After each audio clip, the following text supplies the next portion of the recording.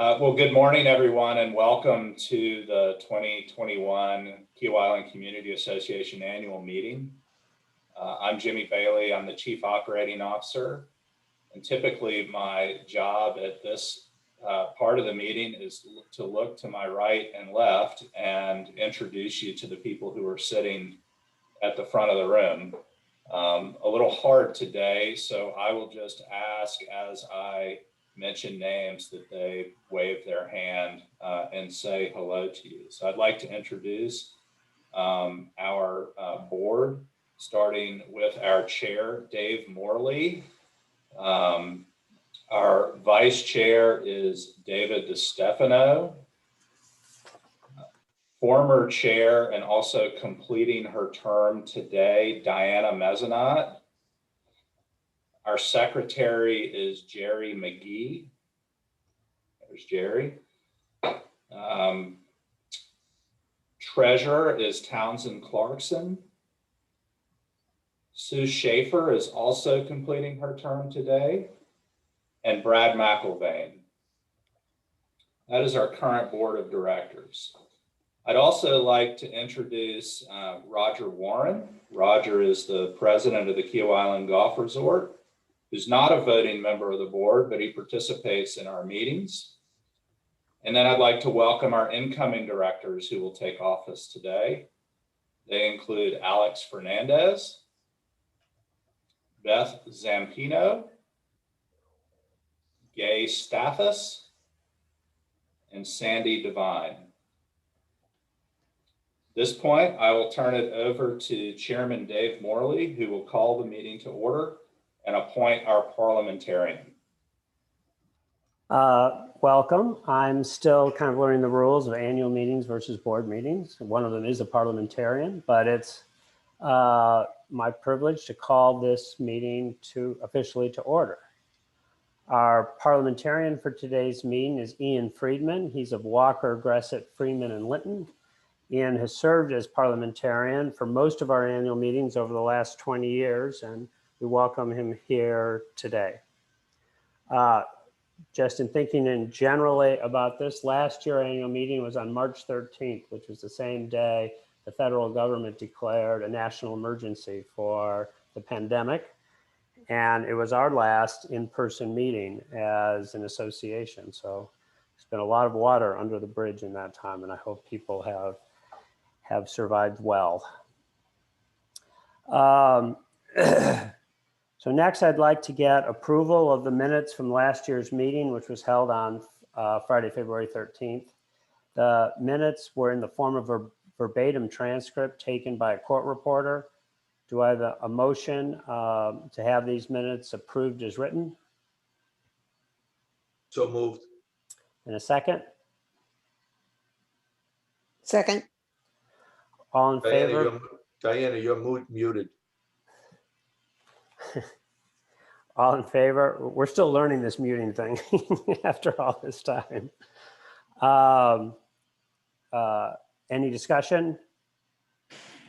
And all in favor, please signify by saying aye. Aye. Aye. Any opposed?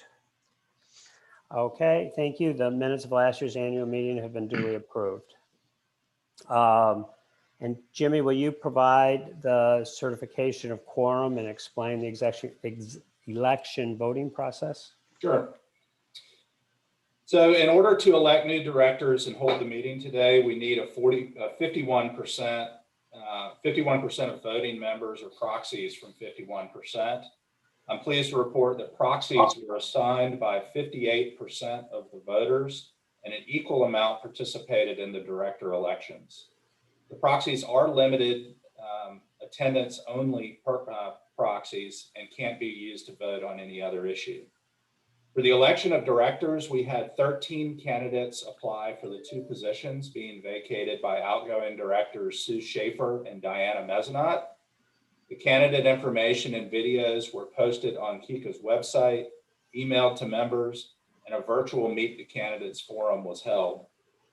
The voting concluded at 5 p.m. on February 5th, and the results were certified on February 8th by votenow.com, our third-party election administrator.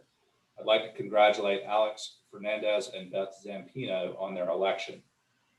Finally, we thank all members who cast votes in our elections and assign proxies for this meeting. And as a means of enticing participation, we randomly select a member who cast a vote to receive a $500 assessment rebate. This year, the winner is Lynn Barkley. In the event she's not in this meeting, staff will contact her and share the news. Thank you. Let's move on to reports. And Townsend and Johnny, we're starting with the treasurer's report. Dave, thank you. Well, good morning to everybody.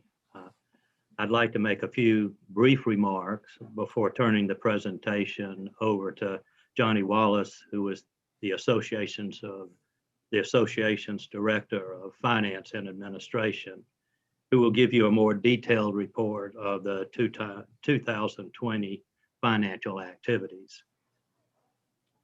2020 will most likely go down as one of the most unusual years in KICA's history. This is almost entirely due to the pandemic. The board, not knowing what the financial impact might be, in March of 2020, directed the staff to identify $1.5 million in expenses that could be deferred or eliminated to reduce the impact of possible reductions in income.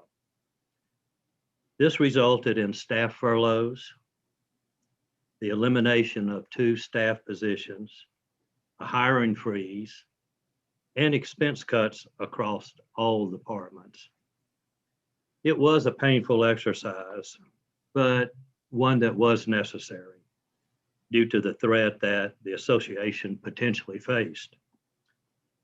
Now it's hard to believe that almost a full year has passed since the governor ordered South Carolina to go into shutdown. And 12 months later, as the population slowly gets vaccinated, we can finally see light at the end of the tunnel. We also had no idea of how COVID might affect the real estate sales on Kiawah. And as most of you are aware, a large part of our reserves for major repair and replacement is funded by the transfer fees paid at closings. While we budget conservatively for transfer fees, we were really in the dark as how real estate sales might fare. As spring turned into summer, we were able to reopen the Sandcastle, but to members only, and at a very reduced capacity, with reservations required. All of the private events that were on the books were canceled, and with this reduced pool traffic came a reduction in the Castle Grill sales. But on a more positive note, reopening the island brought back contractors, which provided a significant source of income in the form of commercial access fees. And by August, the board felt comfortable enough with KICA's financial position to suspend the hiring freeze and to proceed with the planned maintenance work. Even with the restoration of some of the deferred spending, the accumulated savings from the efforts of the board and the staff resulted in a surplus of $700,000 in the association's operating budget. One of the board's major challenges for this year is to determine what is the best use of these funds.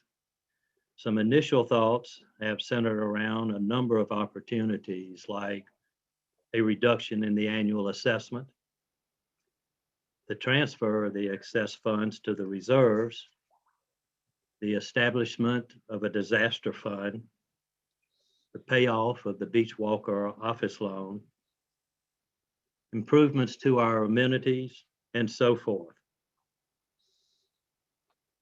On another front, our reserve funding outperformed expectations as well. Real estate sales took off in June at a never before seen pace. And month after month, the island continued to set sales records. By year end, almost $800 million in real estate sales had closed on the island. This is the highest level of real estate sales in the history of Kiawah.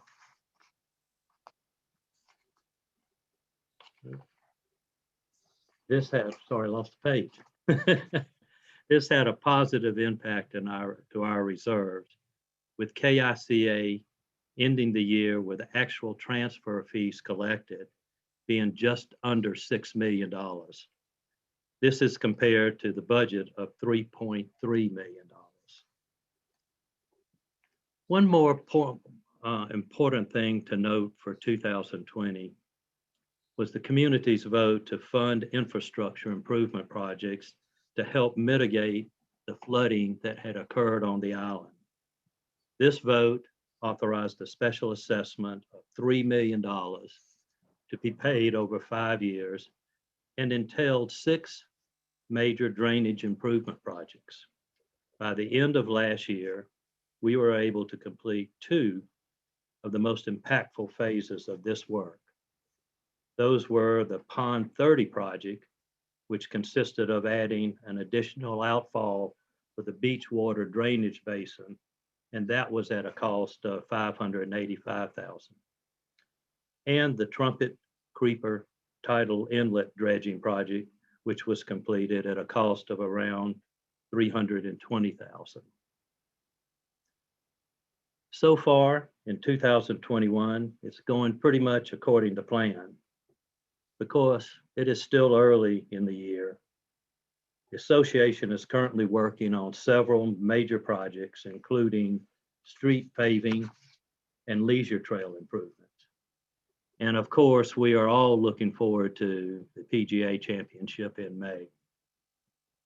For at least the first 2 months in 2021, real estate sales have continued at last year's pace. Although it's much too soon to project how the rest of the year will go, and mainly due to the fact that there's a lack of inventory on the market. Lastly, I want to thank the Finance Committee for all of their hard work, particularly given that we have met virtually since April. I especially want to thank our outgoing members, Jim Mcdonald, David Mose, and Michael Talbert, for their contributions and perspectives that have made our association a better organization. And on a personal note, I want to thank the board for the opportunity to serve as treasurer. And I do look forward to handing over the keys to my successor in the near future. That being the end of my report, I would like to turn the meeting over to Johnny to review in more detail the numbers for 2020. Johnny? Thank you, Townsend. I'm going to take 1 second and try to share my screen with everyone. Oh, there it is. There. I'm still learning how to do this. There we go. Okay, hopefully everybody can see that now. Good morning, everyone. As many of you know, I only joined the association last July, so I'm trying to follow in the footsteps of Jane Ovenden, who so ably guided the business office for several years. And I just want to present a few slides to give you a recap of how the association performed in 2020. Before I show the first slide, I want to remind everyone that Kika actually runs 2 budgets.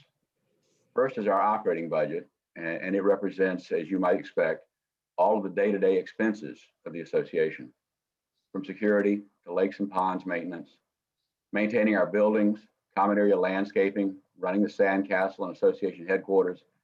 All of these fall under the operating budget. Our second budget is our reserves budget, or major repairs and replacements, as we like to refer to it.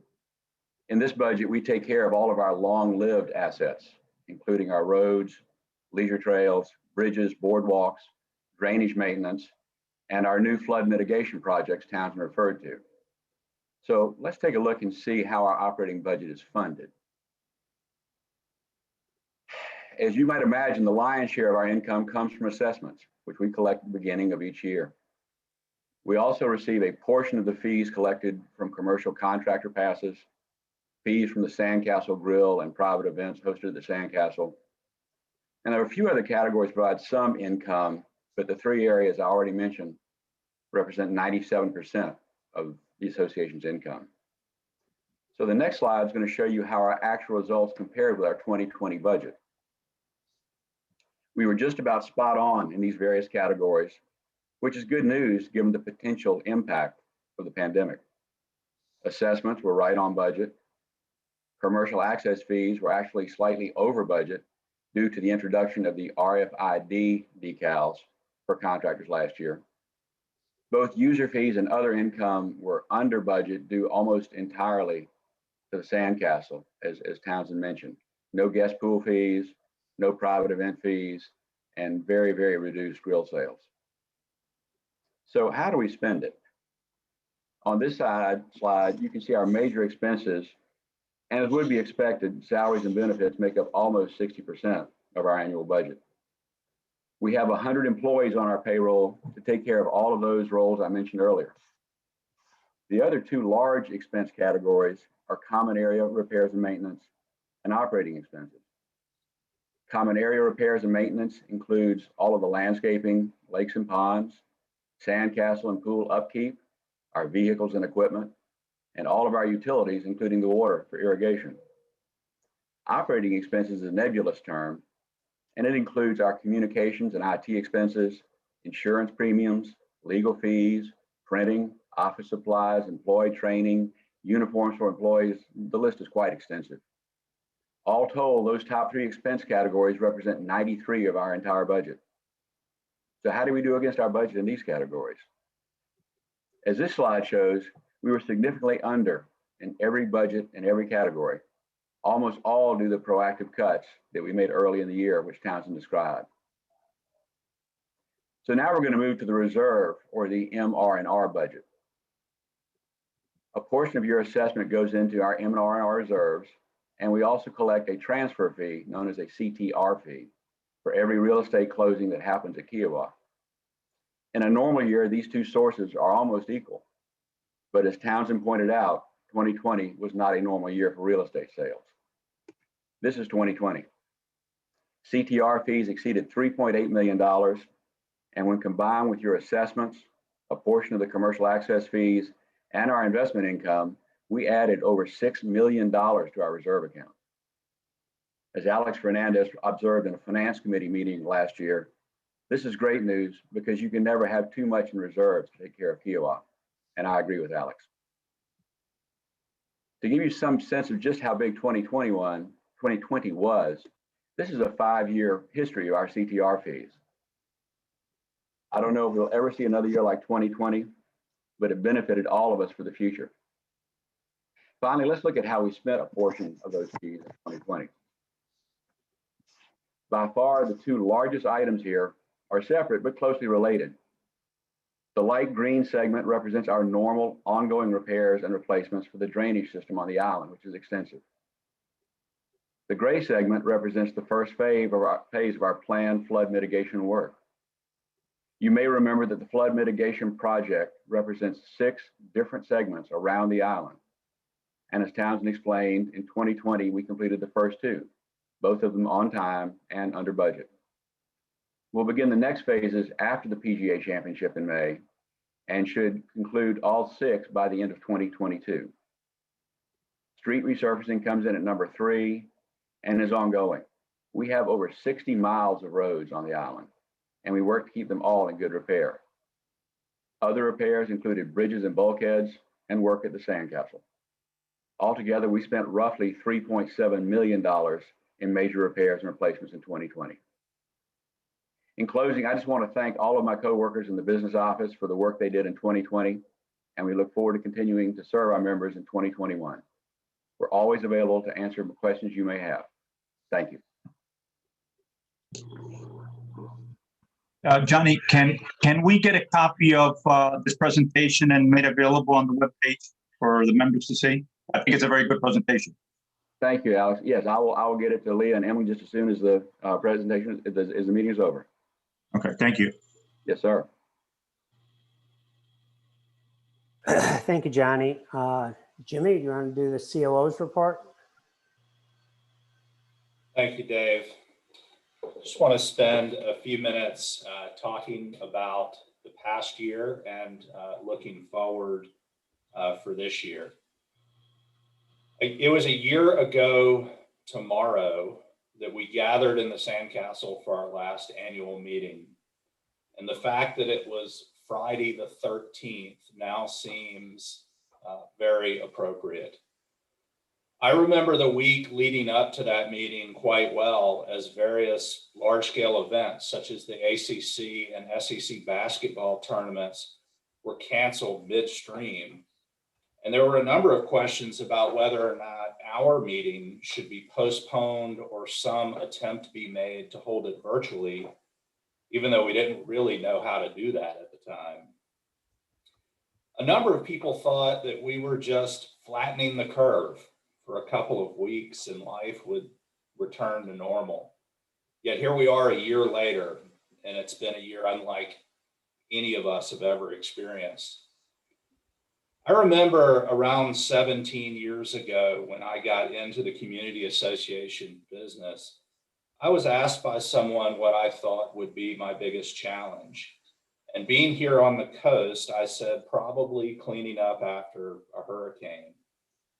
And in hindsight, I think that was probably a reasonable guess. But not to minimize the disruption associated with hurricanes, by far, the last year has been the most difficult and the biggest challenge that my colleagues and I have ever faced. It goes without saying that our biggest concern over the last year has been the health and well-being of our staff and the members that we serve. And while vaccines are becoming more available by the day and treatment protocols are vastly improved from this time a year ago, there were many months with a lot of uncertainty and very little light at the end of the tunnel. Trying to stay safe while working and simultaneously worrying about parents, grandparents, friends, and family has been a daily struggle. Last year, we made it almost to Memorial Day before we had a positive case on the Kika staff. But since then, we have had 61 of our 100 employees have to quarantine at one time or another due to an exposure. Fortunately, a much smaller number has actually tested positive, and they have all recovered. Aside from the obvious disruption to schedules and workflow, the overarching anxiety of all this has definitely taken a toll. Now, aside from those primary concerns being health worries and the anxiety, the day-to-day challenges have been immense. Let's start with the fact that we are a community association. Nearly everything we do revolves around this notion of shared experiences. And it's been a year since we've been able to do that in any meaningful sort of way. As Dave noted, we've not had in-person meetings. There have been no events or celebrations. So many clubs and groups, if they're still meeting at all, have been relegated to Zoom. Traditions like Celebrate Kiawah have been postponed and then canceled, and the list goes on. Further, with the sizzling real estate market that has already been mentioned, we've probably had the greatest influx of new Kika members in any year ever in the past. Yet we haven't met them, and they've not had the benefit of meeting their neighbors.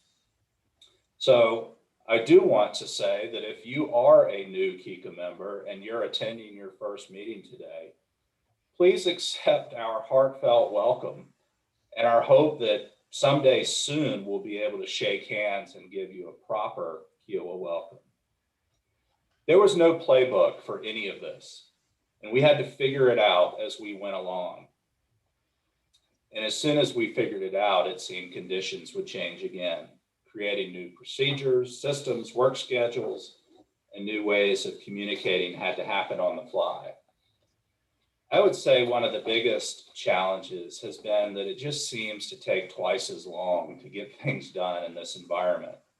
During normal times, staff is down the hall or sitting around the same table working through issues. But for the last year, that hasn't always been the case. Just thinking through how to host an annual meeting virtually takes twice the time it would normally take. As of late yesterday afternoon, we were trading messages on how to make today go as smoothly as possible and trying to think through what we may have missed. We are thankful to have Zoom, but in many situations, there's no substitute for face-to-face. Throughout my career, I've always thrived on the philosophy of management by walking around, and that's been really hard this year. We have employees who haven't even met each other, which is really strange in our culture here at Kika. Johnny Wallace, who just spoke, started in July, and he jokes that he's looking forward to knowing what people look like when we can take our masks off. That said, I'm proud that we never completely closed. We made changes in our operations in order to protect our employees, but we have managed to provide uninterrupted service. We're a 24-hour-a-day, 7-day a week, 365-day-a-year operation, and we've stayed that way. Now, despite all of these challenges, there have been some silver linings as well. First, and especially in the earlier and most uncertain months of this crisis, we found that our members were forced to be a little less busy with meetings, social obligations, travel, dinners out, etc. You all use the opportunities to immerse yourself in the things that brought many of you to the island in the first place, which is the beauty and wonder of the natural environment here. People were walking the beach, riding the trails, and often documenting those experiences with beautiful pictures of wildlife and sunsets and landscapes. We're also reaching more people than before in our meetings. Zoom has allowed more people to engage. Attendance is up, and we have more part-timer participation than ever before. Personally, I do think we still miss something without the face-to-face interaction. So moving forward, we'll have to determine the appropriate balance between in-person meetings and virtual meetings, considering that virtual offers more people the opportunity to participate, but sometimes in-person is better participation. You also participated with us in a big way on our member survey. Over 3,000 of you responded and provided your feedback, which represents a 50% increase in participation over our last survey, which was in 2019. What's most encouraging about the results is that even with the significant increase in participation, satisfaction ratings remained remarkably consistent with 2019, which were high. This is affirming, and it does not mean we're perfect, but it tells us that most people feel pretty good about the job Kika is doing on a day-to-day basis, and we are humbled by that feedback. Another silver lining, and perhaps the biggest surprise of 2020, was the real estate market and the impact that it had on funding our reserve position.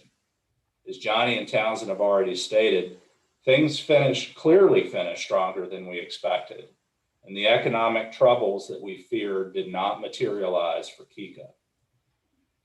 We also accomplished some significant tasks, including the successful member vote on drainage infrastructure that has already been discussed. And we completed several technology upgrades, including the largest and most significant implementation in the history of our organization. Between the gate access technology and the conversion of our database platform to Salesforce, we've positioned ourselves to be more effective, efficient, and a more customer-friendly organization moving forward. There is still work to be done, but the foundation is in place for long-term success. Speaking of the long term, one of the more exciting things on our plate this year is a comprehensive review of Kica's maintenance standards. Kiawah is considered a world-class community and brand, and our willingness and ability to maintain the community at world-class standards is key to preserving the brand and remaining true to our mission statement. Our engineering team has done an outstanding job keeping Kica's infrastructure functionally sound and a standard likely acceptable in many other communities or municipalities. However, to remain world-class, there's a standard that goes beyond functional and considers the aesthetic, the look and feel, and the user experience. The goal of this project is to articulate and codify that standard in ways that will make it easier for our frontline employees to understand expectations. This will provide a roadmap for future resource needs as well.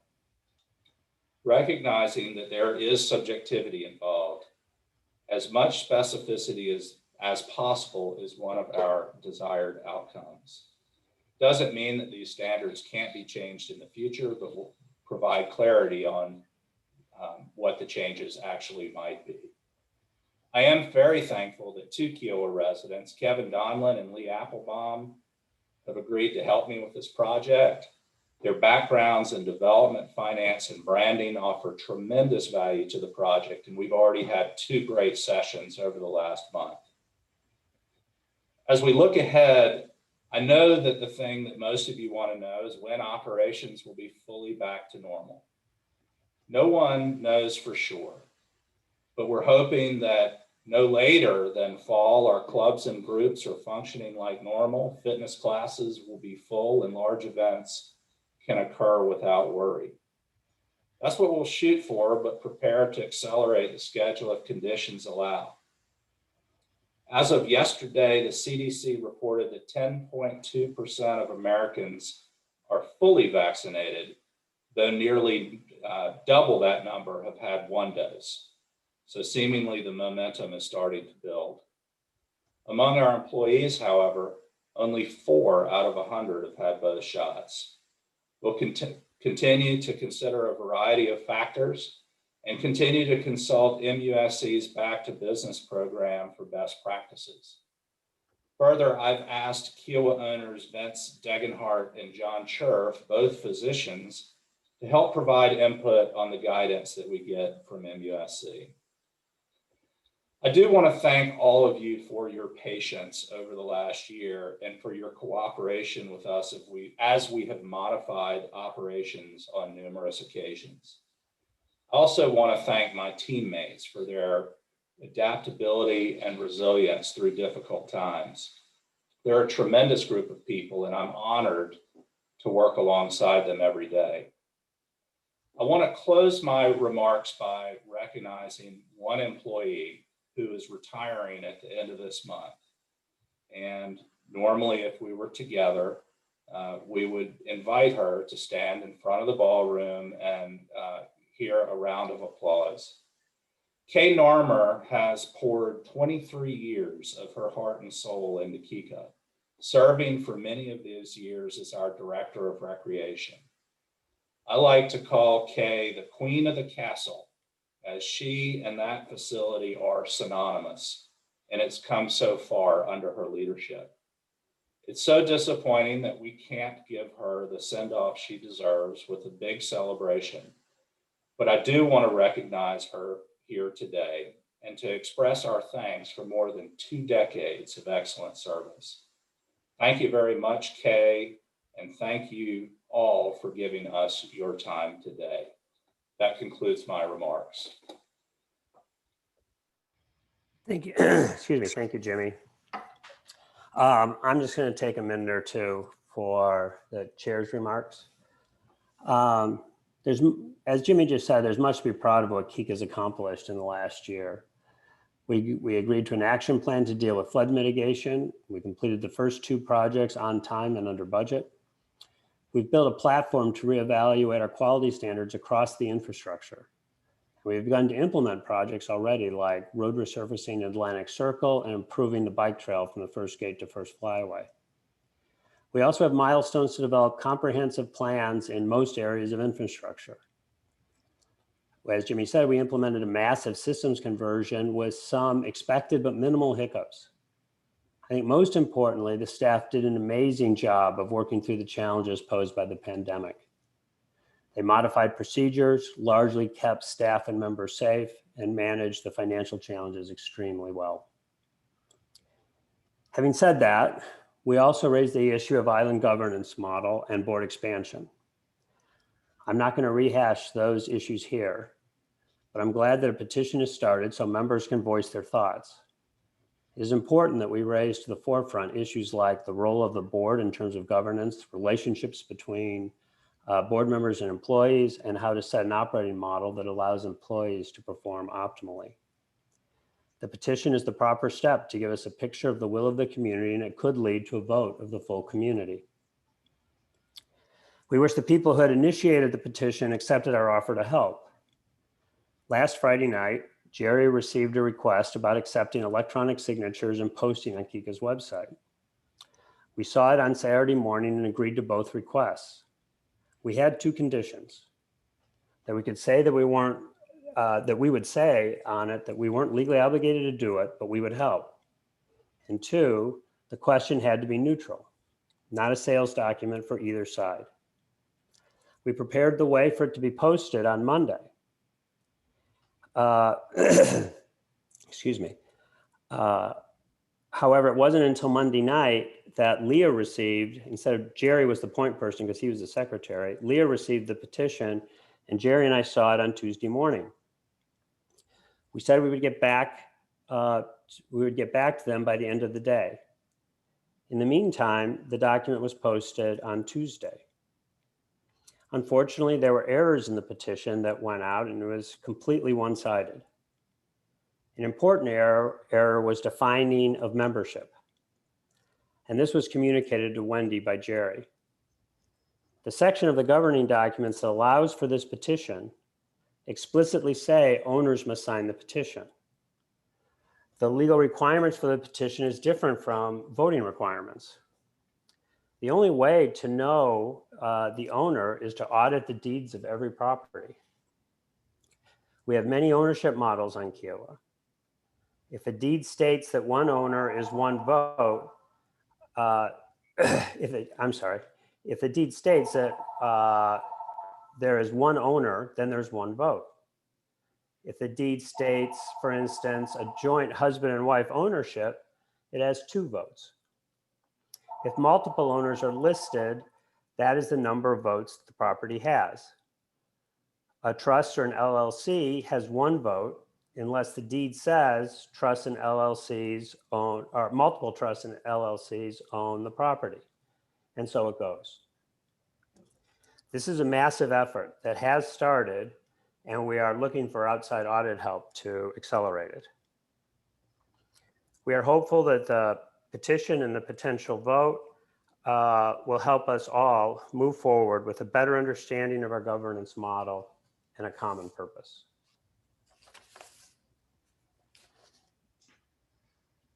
Jimmy, do you want to go to the director recognition? Thank you, Dave. This is definitely one part of the meeting that is more difficult over Zoom than in person, and that is the recognition of our outgoing directors. Expressing our appreciation in this format is very difficult. If we were in person, I would give Sue and Diana hugs and present them with gifts. And we're going to do both of those things at some point. But both of these women have served this community for many years. Sue Schaefer, as a member of this board for 2 terms, has contributed enormous time to Kika. And in addition to her board service, has for years written for our newsletter and other publications and served on various task forces. Diana Mezenot has served the community on the Kika board, including as chair, but has also served on the town council and as a board member for the Conservancy. She's made numerous contributions, and perhaps the most long-lasting will be her leadership on the Sea Level Rise Committee several years ago that has sparked action by so many different entities. Sue and Diana, I wish I could do like they're doing at the basketball tournaments and pipe in some applause to this Zoom meeting, but we sincerely thank you for all that you've done and look forward to properly thanking you at some point in the future. Dave, it is customary that if the outgoing directors would like to make any remarks, that they do so at this time. And I have failed to ask either one of them if they would like to do that. I am fine with that.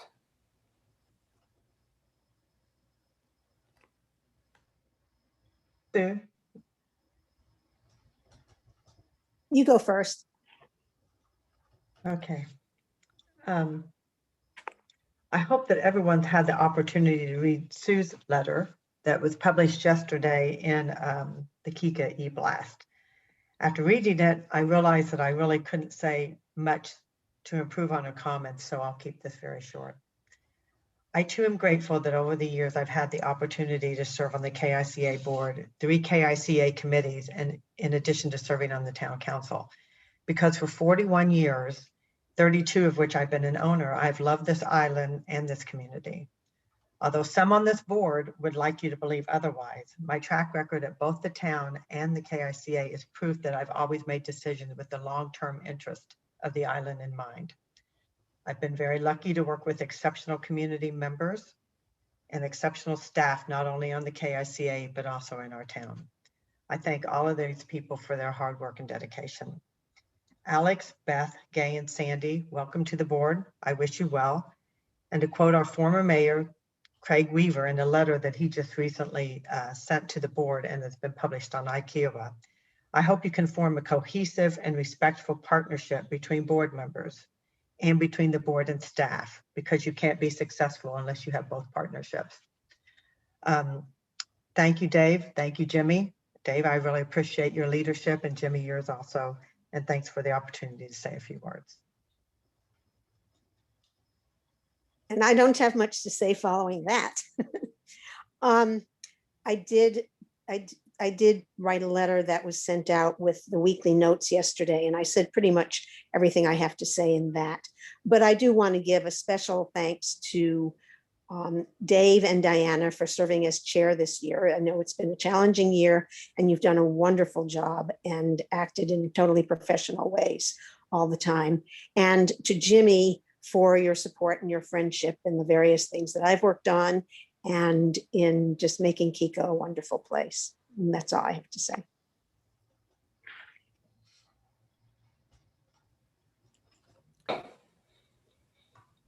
Jimmy, do you have anything to close on there? Or are we going to move on?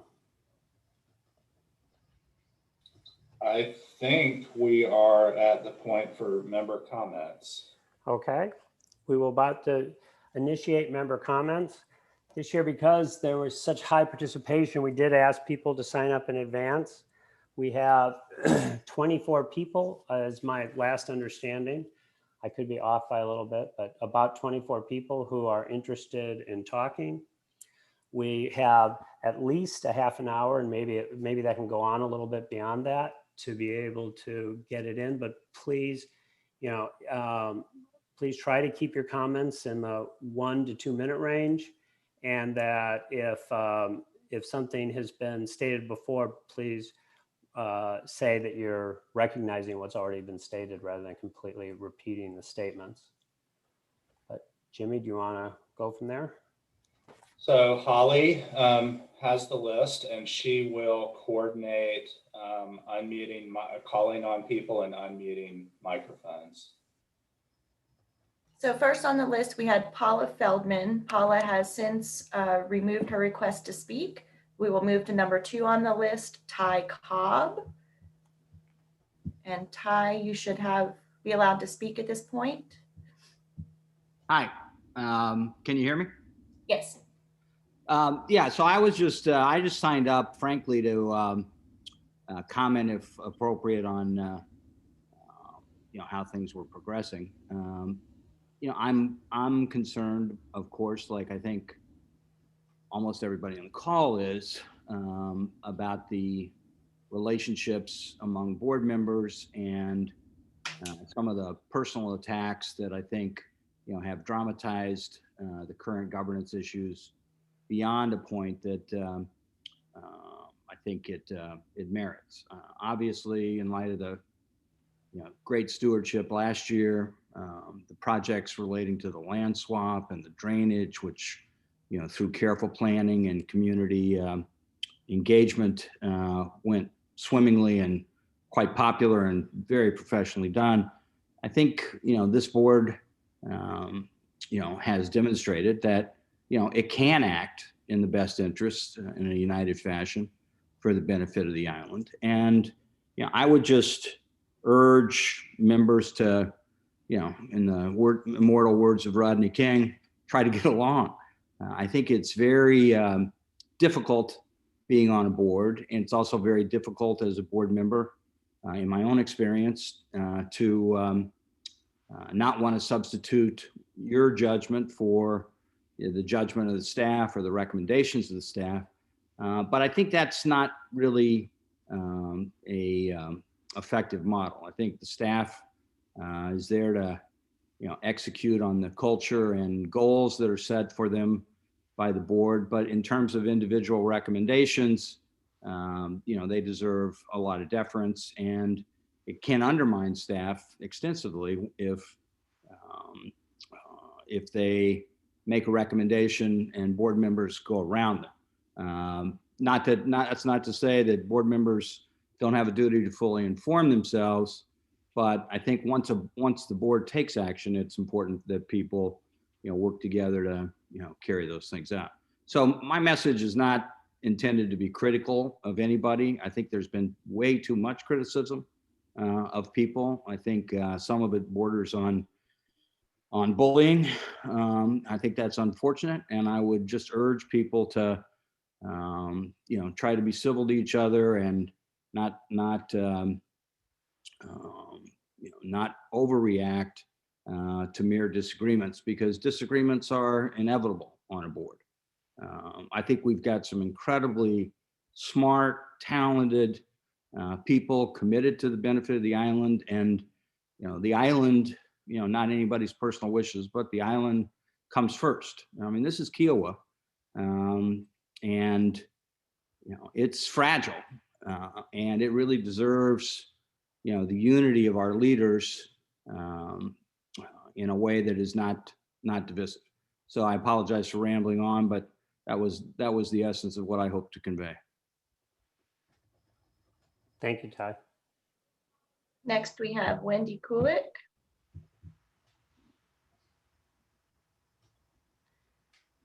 Wendy, you are using an older version of Zoom. Hang on 1 second for me here.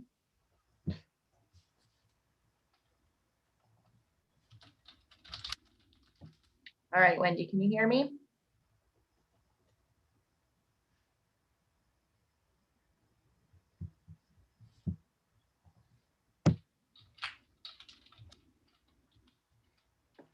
Wendy. I'll come back to Wendy in just a moment. We'll move down the list. Maribeth Smerschel.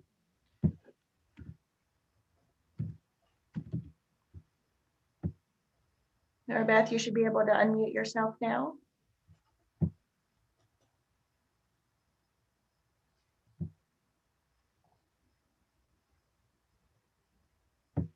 I have no comment. Everything has been covered. Okay, thank you. Wendy, you hear me?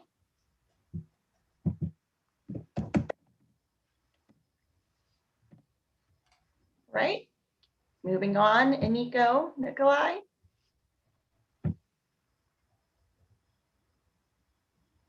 Nico, you should be able to unmute.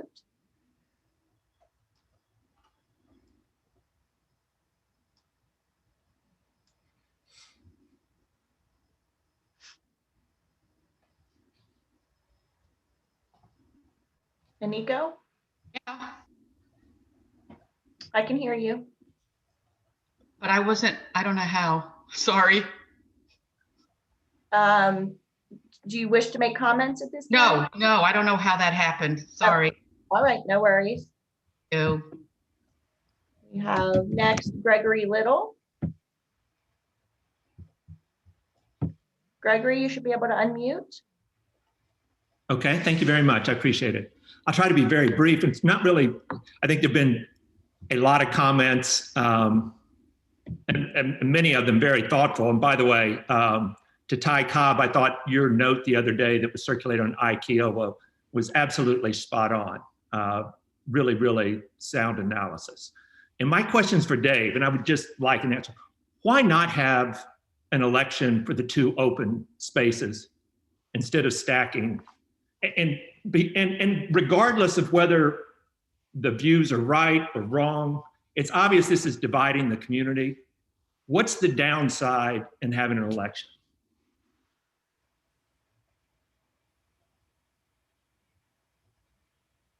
We're taking all of these comments as advisory comments on this. I'm not going to respond to each one, so that would take too long.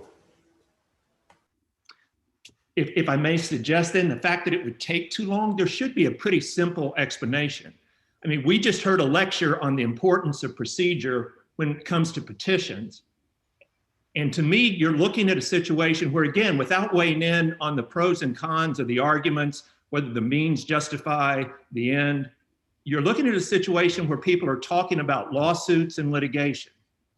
And if we start talking about that actually coming to pass, the additional cost, the additional distraction, the embarrassment level for all concerned, it's inexplicable to me that you wouldn't take the easy solution that even people that support your view believe it would be appropriate to go forward with an election. And that's my only comment. It befuddles me that we can't take such an obvious route. This is not a procedure that would pass muster in a kindergarten election. And I just don't understand why we can't have another election. It may very well be that the same directors you appointed will end up being elected, and I think that would satisfy everybody. But to not have the election is going to, I fear, going to continue to divide the island, and I think that's very inappropriate. Thank you, Gregory. Kathy Pumphrey, you're up next, and then John Connolly will be coming up after Kathy. Kathy, you should be able to unmute. Okay, here I am. I'm assuming everybody can hear me. Before I begin my comments, I just want to preface with a couple of things. Anybody else have trouble sleeping in last night? And if I was standing in the middle of your meeting right now and we were at the Sandcastle, I'd be asking people in the audience to raise their hands if they had trouble sleeping last night. So the only people I can see is the board members, incoming and current board members. So I'm going to ask you, any of you have trouble sleeping last night? You want to raise your hand, and show that things were difficult? Well, that's sort of surprising. So I heard from people today that they were afraid to speak because this was really very anxiety provoking for them. And they were afraid that their intense feelings might get out of control. I heard your reports and things sound like they're pretty good. So it leaves us with a confusing conundrum. I wrote down what I want to say to you today so that I can be sure that I share my thoughts to you. So here's my statement. A year ago today, I was ending my 3-year service on the board. In my parting words, I said that I would miss the interaction I had with our community around issues important to them. And I also mentioned that people congratulate newly elected board members and commiserate as members leave the board with comments like, "I bet you can't wait to end your term." Perhaps this is the community's recognition of board processes that need overhauling and struggles that are resolved without conversation. The boards I sat on under 2 different chairs certainly taxed my efforts to be a team player. I was, and still am, one of those question askers. I want to congratulate the 2 board members that were elected to serve on the board. Your job is important, and I hope that you have in your heart the desire and in your head the thought to serve all Kika members. Listen to those that elected you. Talk openly and in public about your views. Work with other board members in search of the best solution to an issue. Follow the rules that are set up out for all of us, as outlined in the covenants and bylaws, and those of respect and strong ethics. As you know, a group of us has been working to address the action of the board in expanding and appointing 2 members. And here I want to add a little bit that while I appreciate what Dave Morley said about the interaction between Wendy and Jerry Mcgee, the secretary, at no time did we receive information that said the definition of members was going to be changing. Many of you have strong opinions about this, regardless of whether you think this should have happened, the appointment, the expansion and appointment, whether you think it's okay to expand but not appoint. Let's put this to a referendum of us all, the Kika members. After all, as the Kika website proudly states, community is in everything we do. Go to kiawahpetition.com to sign the petition to let your voice be heard. And I encourage the board, if you were going to change the definition of member, to restart the clock for this petition. Thank you.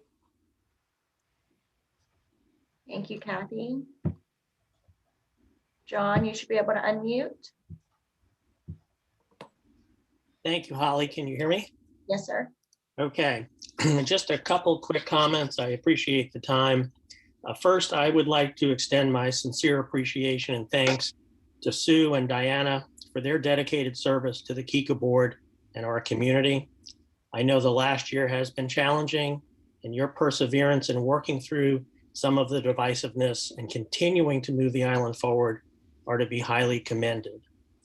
Secondly, I want to extend a sincere thanks to Jimmy and his team, Shannon White, Tony Elder, and so many others who have met the daunting task of working through this pandemic. For over a year now, we've seen employees come to work, do their jobs, and keep our island up to the standards we have all come to take for granted.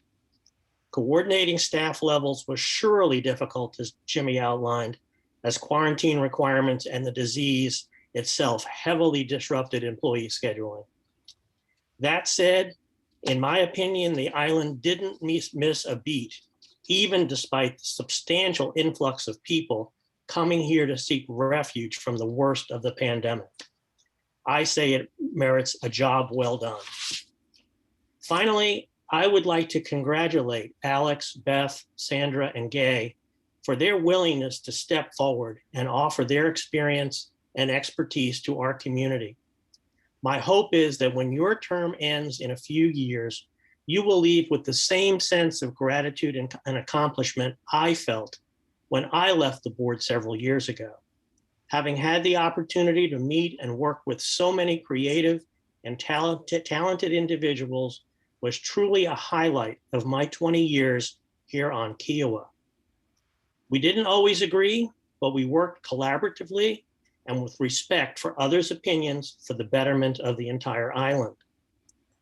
As we move forward, this board and the community at large will each need to do their parts to enable the island to recover its sense of collective purpose. Thank you. Thank you, John. Next, we have Jim McDonald, and after Jim, Harry Bell.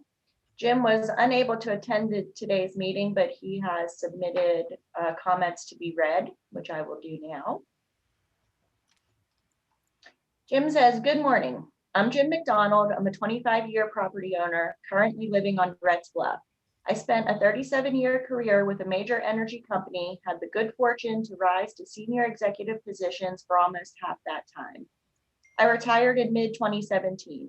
I've been working on the Kika Finance Committee since late 2017. I have found the committee work satisfying on a number of levels. We've accomplished, I think, a number of initiatives for the benefit of the entire community. Improved reserve and operating cash management, putting governance policy in place, and selecting an outside firm of professional money managers to optimize Kika's growing cash positions. Ongoing oversight of Kika ability to meet the challenges of tight labor markets while keeping operating cost growth at a low level. Working through significant unplanned storm expenses and forward planning for rising sea levels and the infrastructure impacts that will come with those flood events. As I look back on those 3 years, these are two constants. One, Dave Morley's leadership and commitment, unbiased, objective, forward thinking. He's put more of himself into this than anybody else I've worked with over this span. 2, Jimmy Bailey and his team. They execute at a high level and they exhibit great patience with the somewhat revolving door of new board, committee, and community members. It's a challenge, but they rise to it consistently. I support the expansion of the board. Kika has grown, the community is evolving, and with it, some governance complexity. I also support a governance approach which focuses the board and committee work to oversight, not active participation in operating activities. It's my view that the breach of this longstanding governance approach by a few on the board is at the heart of the current intra-board strife. My hope is that board expansion and seating the 2 new directors can help move the board forward in full support of our outstanding administrative and operations staffs. Thank you.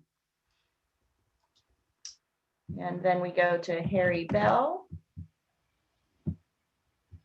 Harry, you should be able to unmute.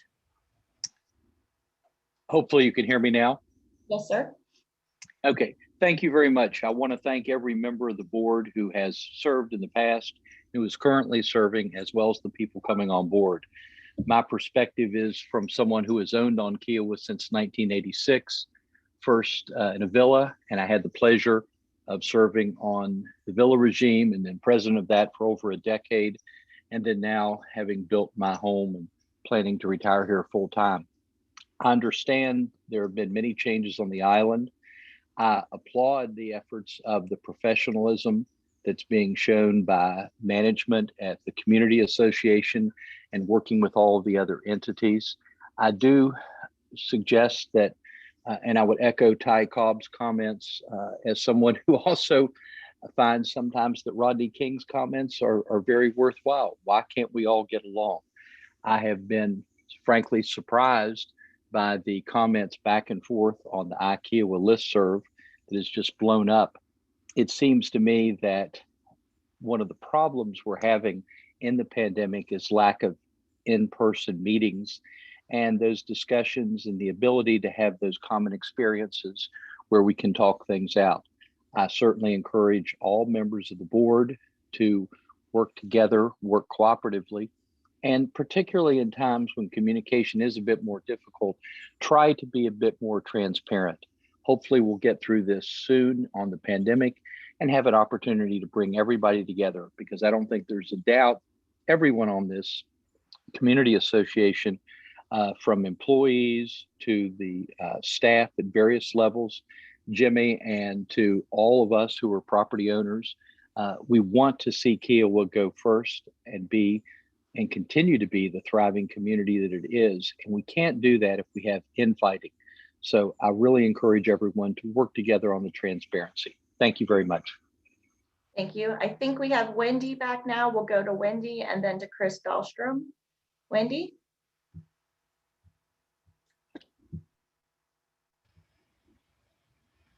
Can you hear us?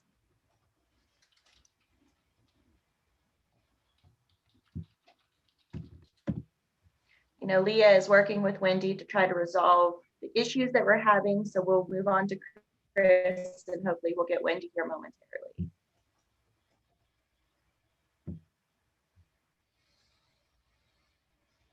Hi, this. You should be able to unmute now.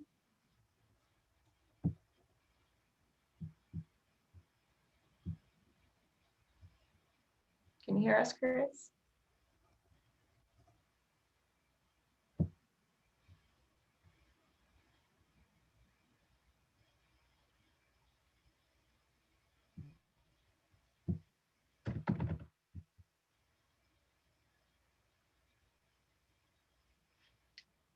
Chris and Wendy are both on and unmuted, but we're not hearing them. Oh. Uh-oh. Oh, Chris? No. We'll move on. Ellen Fettridge is up next, and we'll keep working with Wendy and Chris.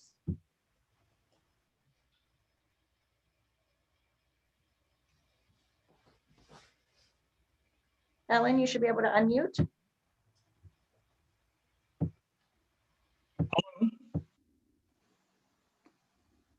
This is Chris Dahlstrom. Can you hear me? Yes, Chris, we can hear you. Go ahead. You know, I must have fat fingered something. I didn't prepare a statement. I did not intend to talk today.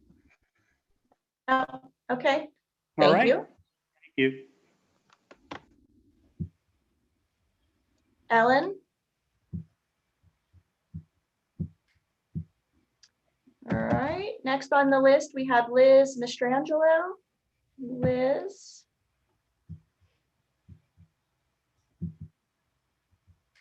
You should be able to unmute and speak.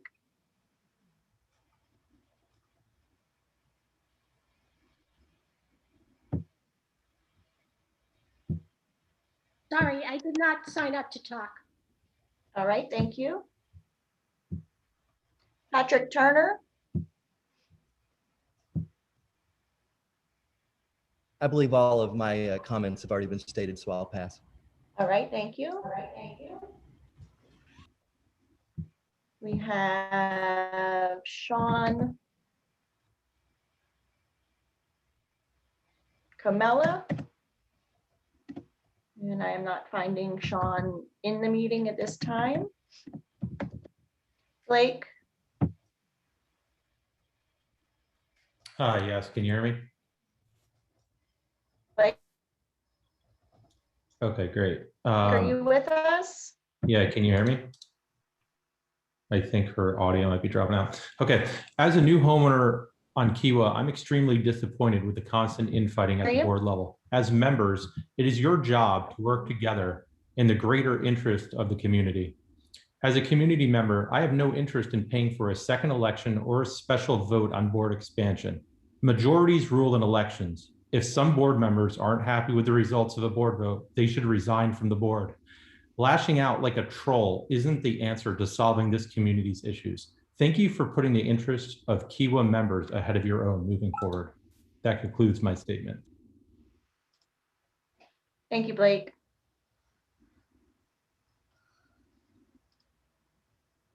Next, we have Vincent Degenhardt, and after Vincent, Glenn Shipway.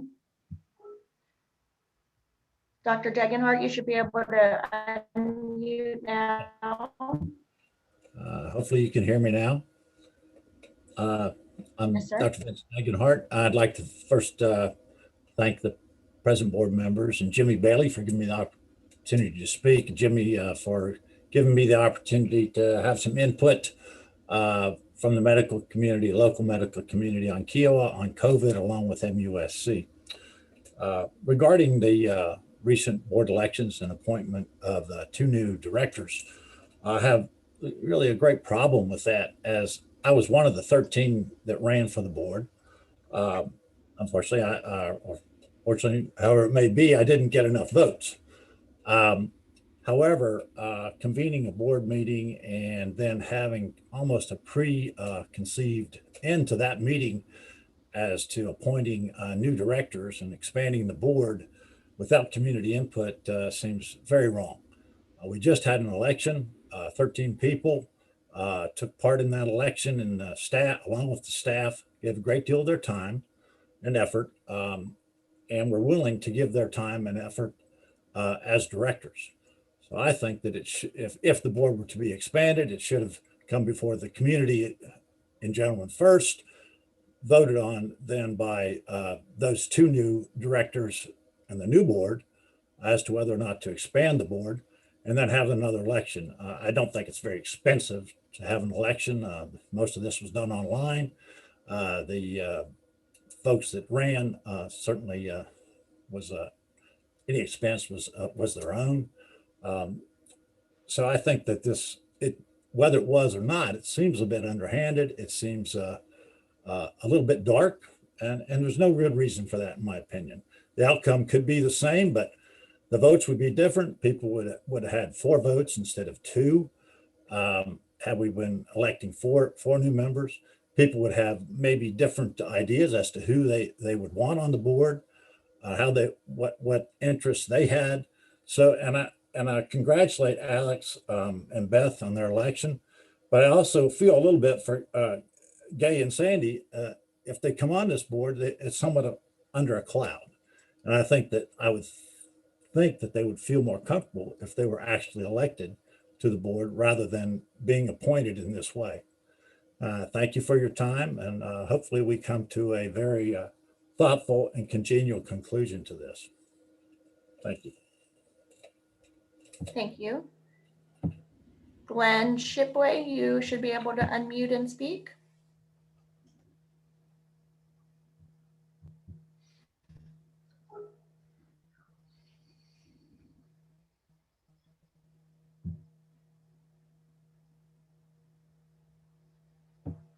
Glenn, are you with us? Unmuted. Now you can hear me. Oh, there you are. I can I've hear you never now. gone through this process before. My name is Glenn Shipway. I've been a resident property owner for about 40 years. I count myself in one of the happy campers category. On the survey, my wife and I are very satisfied on all categories, which is a tribute to the, I think, the fine job that Jimmy Bailey is doing and the staff that he has working for him. I've been a very passive member. When I like something, I tend to just stay quiet. Chairman Morley's letter is what triggered my responses. I wrote about a 6 or 7 page comment on what is occurring. The first thing I want to talk about briefly is in his comments, you seem to want to vacate the role of operational control and stick or transfer that role to more of planning and policy and strategic planning. I think that is a huge mistake. At this stage, we're not a startup company. We're not a multinational company. And we've been an organization that has been successful for 40 years. That suggests to me that your job literally is the operational control of the organization, not strategic planning. You couldn't possibly consume your time working on policy and strategic planning. So I say to you, stick to your job of operational control.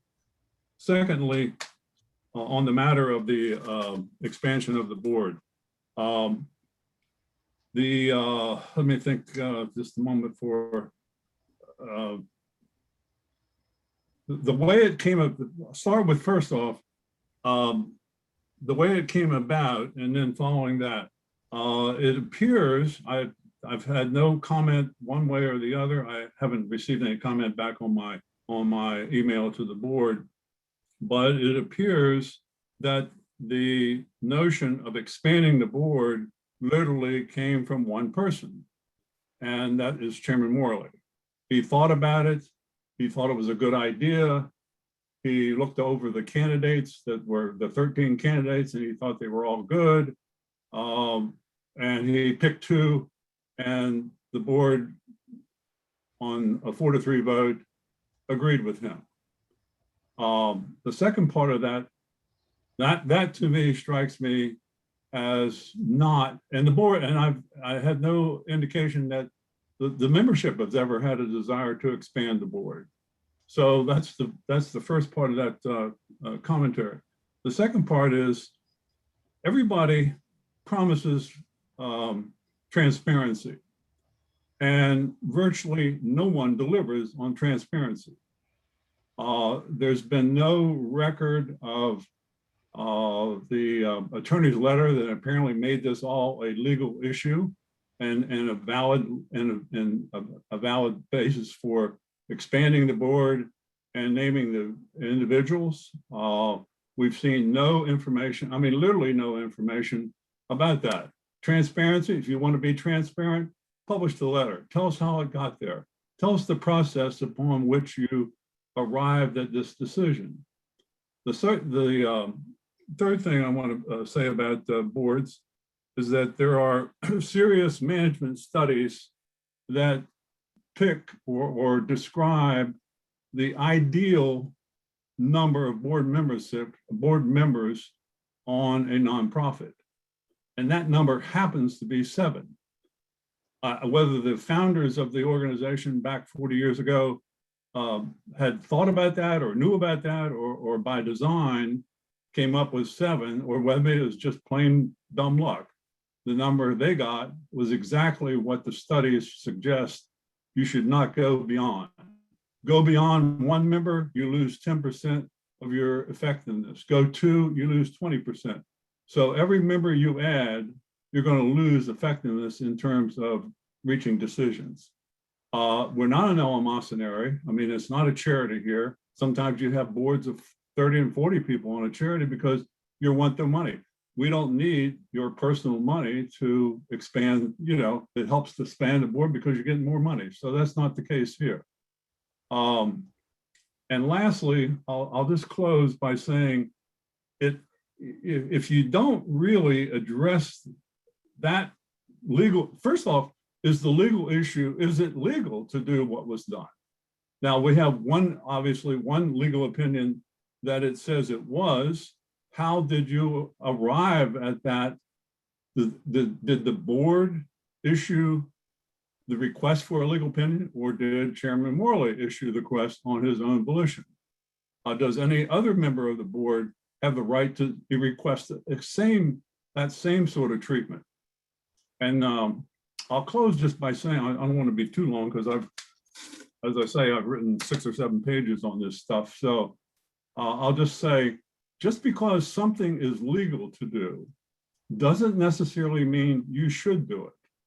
And obviously, the whole notion of we're changing our mode of governance, to me, that is an expansion of a board. Naming 2 people is a huge change in our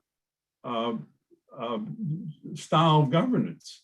And we're all perfectly capable of helping you make that decision out there. And if it was coming from the groundswell of desire to expand the board, getting more diversity is overrated. Just, capable and competent is really a good criteria for being a board member. Everybody out here is in a similar position where, there's very little difference. Some people have a lot more money than others, but we're all been successful people in order to get here. So I'll just close by saying, if there's issues that are on the board that are really contentious, it probably means within the property owners, there's contention. So let the property owners decide. This is not a complicated thing. You can have I don't know when we use the word referendum, but you can have a referendum on everything. New England ran its governments based on town meetings. So it can happen. That's all I have to say. Thank you very much. Thank you. Dave, we have hit the little past the 30-minute mark. We have 2 people on the list, and Wendy is sending her comments to somebody else for them to be read. Would we like to finish these out? Yes, we would. Okay. Kenneth Button, you are coming up now, and you should be able to unmute and speak. Still have you muted. There you are. Thank you and good morning. My name is Kenneth Button. First, I'd like to thank Jimmy Bailey and his team for their extraordinary work in this very difficult year. A job well done. However, as a property owner and someone with experience as a member and chair of boards of directors of nonprofit organizations, I am appalled at the current dysfunction of the KICA Board of Directors. I believe that it was improper to expand the number of board directors in a hasty and a convoluted manner that was done. Any such action should have been the responsibility of the new board and should have done with proper discernment and the input from the broad KICA membership. Also, as someone familiar with parliamentary procedures, the ruse of using the board retreat as the occasion for the expansion appears improper. The board majority's selection of 2 additional members is tantamount to packing the board with all the negative connotations that implies. These actions should be reversed. Thank you. Thank you. We'll go to Jim Jurassic, and then David Pumphrey has Wendy's comments, and we'll take him last. Jim, you should be able to unmute and speak. Can you hear me? Hello? Just a second. You can hear me? Yes. Yes.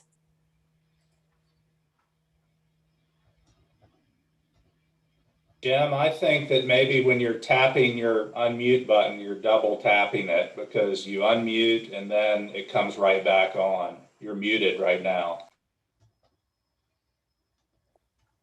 Is that better? We hear you. Okay, great. Thank you. I'm keeping my hands away from the phone. First, I want to thank the entire board and staff for their terrific leadership through the pandemic. And given more time, I would elaborate on this. Unfortunately, the recent actions of the board surrounding the board expansion and improper appointment of directors has cast a shadow over this. And in this regard, I want to express my particular gratitude to directors Dave DeStefano, Brad McIlvain, and Jerry Mcgee for fighting the good fight. Illegitimate non-carborundum. I encourage all property owners to go to the website kikapetition.com and sign the petition. Mr. Chairman, about a week ago, Tom Evans, a property owner and resident, as well as a respected and credentialed attorney, sent you a memo expressing three serious legal concerns about the board expansion and improper appointment of 2 members to fill the created positions. I want to read these into the record so that you personally, as well as the current and former board members that supported this action, cannot deny that you have taken this action while fully aware of these concerns. The first issue is whether the developer's representative, Townsend Clarkson, was eligible to vote on this issue, or for that matter, eligible to vote on any matter that's been before the board in the past year and beyond. As Mr. Clarkson is no longer a Kiawah property owner or resident, there is a legitimate question as to whether he satisfies the requirement that he must have a right, this is a quote, have a right of easement and enjoyment in and to the common properties. Second, Mr. Evans raised serious detailed doubts about whether the bylaws give the board the right to appoint members to newly created board positions. He further states that if a court determines that these appointments were deemed improper, it would invalidate any actions for which the appointed members were decisive votes.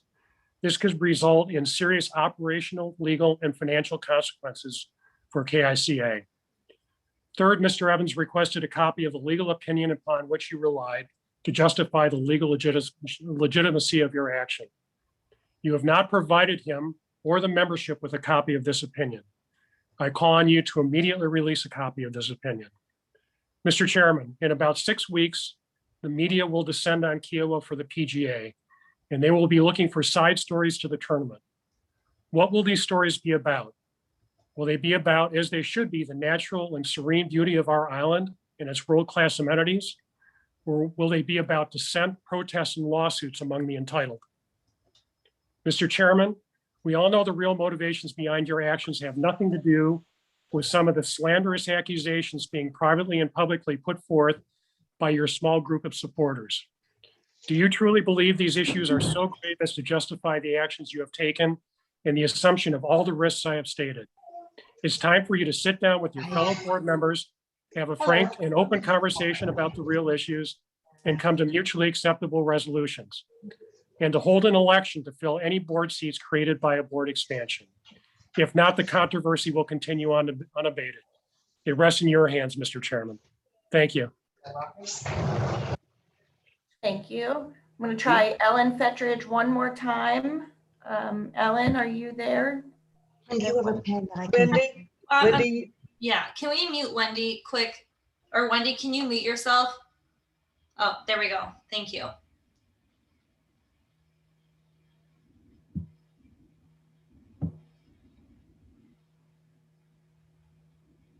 Okay, not getting anything from Ellen. Wendy, so you are with us. We do not need Dave.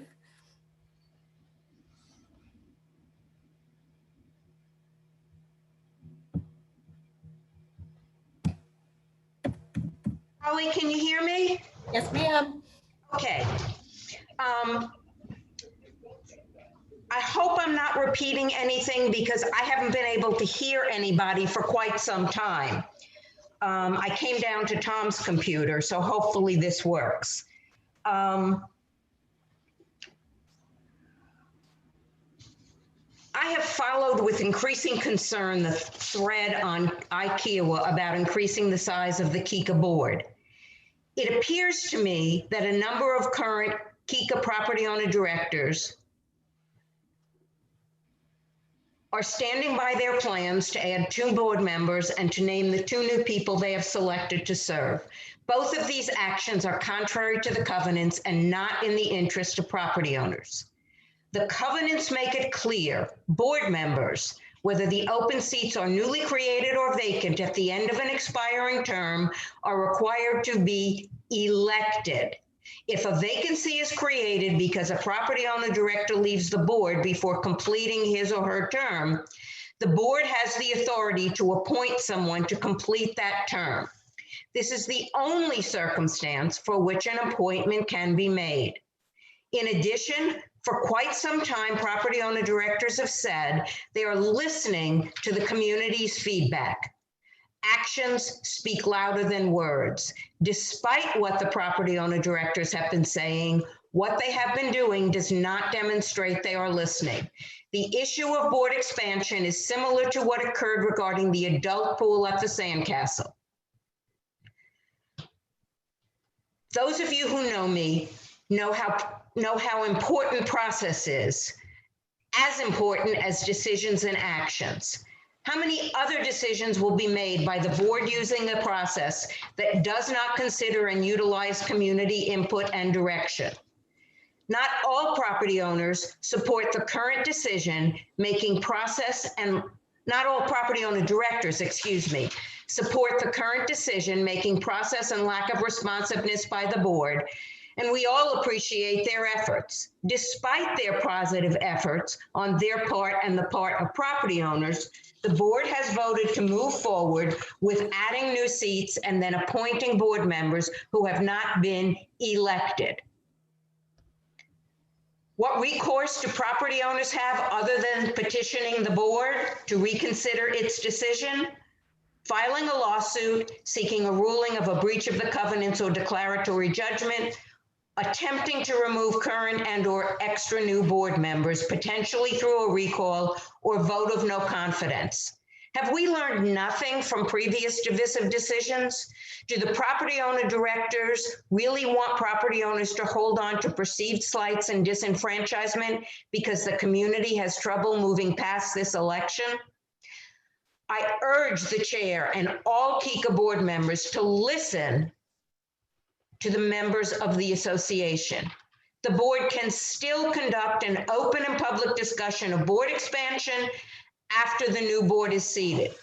If this is such an important and necessary decision, why have private meetings about it to reach a conclusion? Why rush this through before the current board's term has ended? Why are property owners being excluded from listening to the board as it deliberates? If those of us who are not yet convinced board expansion is the right step to take, why not explain what some of the property owner directors see that we are missing?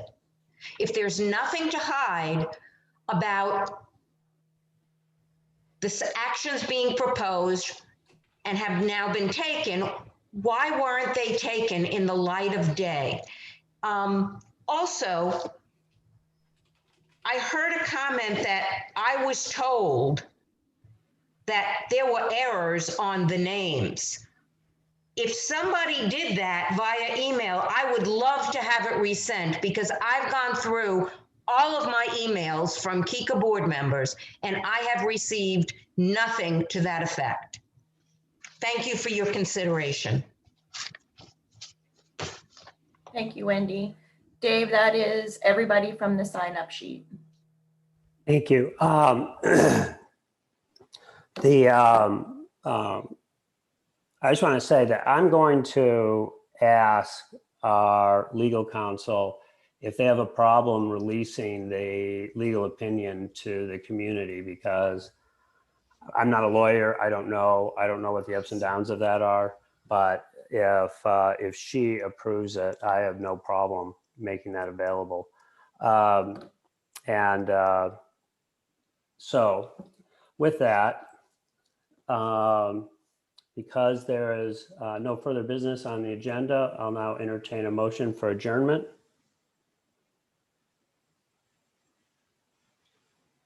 I think Jerry raised his hand. Okay, and can I get a I'll second?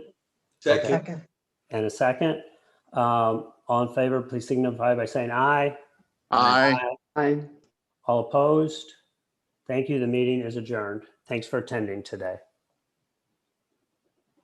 And now we just roll Dave right into a quick meeting with the one item on the agenda, officer elections. And this is, of course, with the new board. Can we take 5 minutes to at least use the restroom? Alex, great minds think alike. Let's do that. For those of us that have to. Already did that.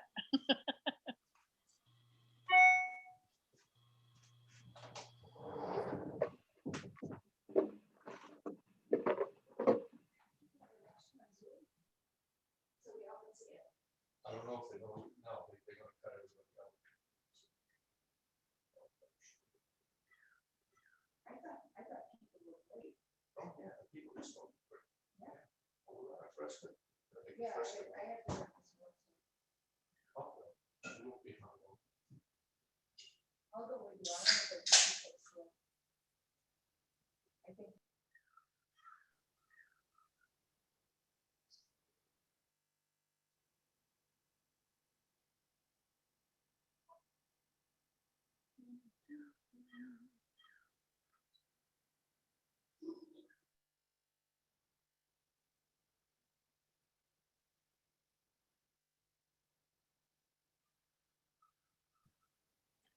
Just for you that are on, just remember that there is a meeting that's going to continue. So if you want to stay on, just please stay on.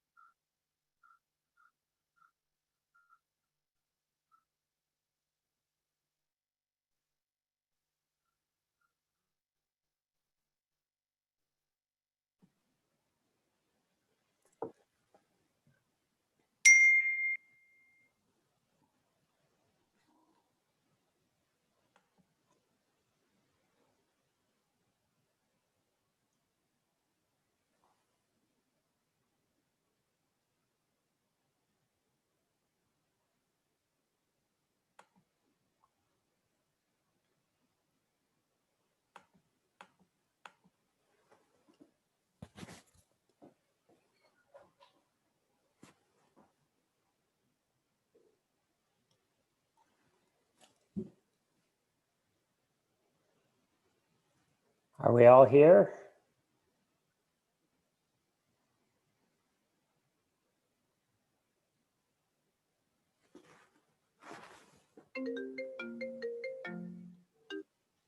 Jerry's screen is blacked out. I don't know Okay. if it's back yet. All right, Are you wait. sure all these other people are off? This is a meeting open to the members. Oh, okay. I thought it was not open to members. Okay. Oh, yeah, all the members are on or no? No, no members are on. Members are on. Oh, the members are on. Okay, everybody's Okay. on. Okay. We have 162 people attending still. Oh, okay. That's down from 302 at our highest point in the annual meeting. Yeah, they all had to use the restroom too. That's right.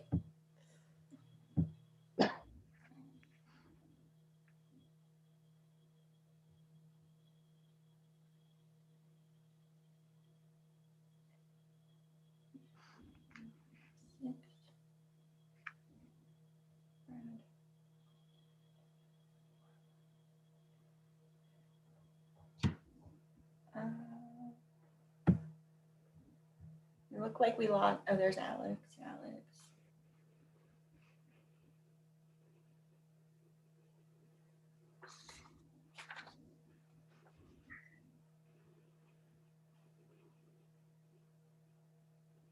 I think we lost Sandy. Clark Associates. I'm sorry. Is it Melissa? I can't remember. No, this is Paula. Oh, hey, Paula. Good to see you. Hi. You can go ahead and dump off. You don't need to do this meeting. The annual meeting was the portion. Thank you. Okay, thank you.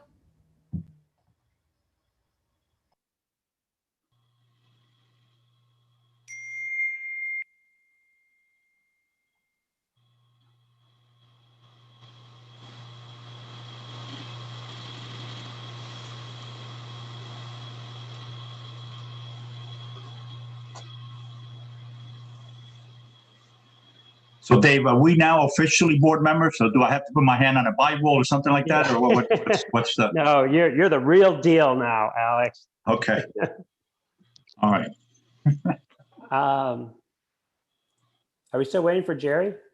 Jerry's there. Yeah, Jerry's there. Oh, okay. There you go. All right. So I just think we should go down and talk about interest in each job and who's interested, and we'll see if there's more than one, and if there is, we'll vote, and if there's not, then that'll be the position that gets taken. So let's start with the vice chair. Well, I'm currently vice chair, and I'd like to continue in that position. Okay. Is this are we nominating people, David, or? Yeah, if nominating or discussing, or there's no pre-agenda here, this is just how do we want to move forward? So it's an open discussion about what's the best way to do that. Is this for all the officers, Dave, right now, or are you going one by one? I'm just gonna go one by one. Okay. We'll do this, we'll do treasurer next, and then we'll do secretary last.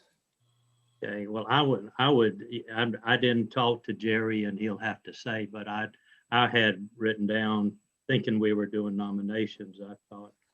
And it was, well, Jerry I like anyway, but basically due to his comments at our last meeting at the end of all of us need to get together and work together.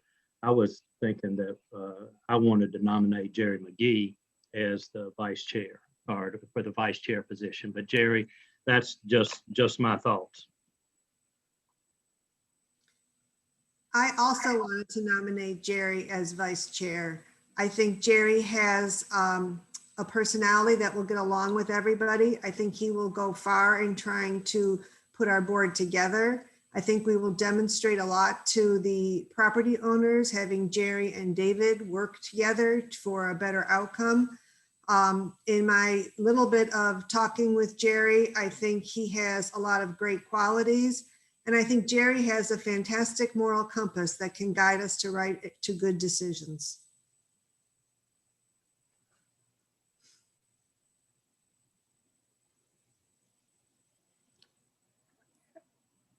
Would anyone like to, I get, well, if it's okay with the group, if not, just tell me. Let's just say right now we have two candidates and not go through formal nominating and all that, unless anyone disagrees. If we do, we'll do this more formally. But is there anyone else who would like to either volunteer or make a nomination? Jerry, do you accept that? I mean, were you aware that you were going to get nominated? Well, that's fair. That's a good question, Brad. Jerry, you're muted. You're muted.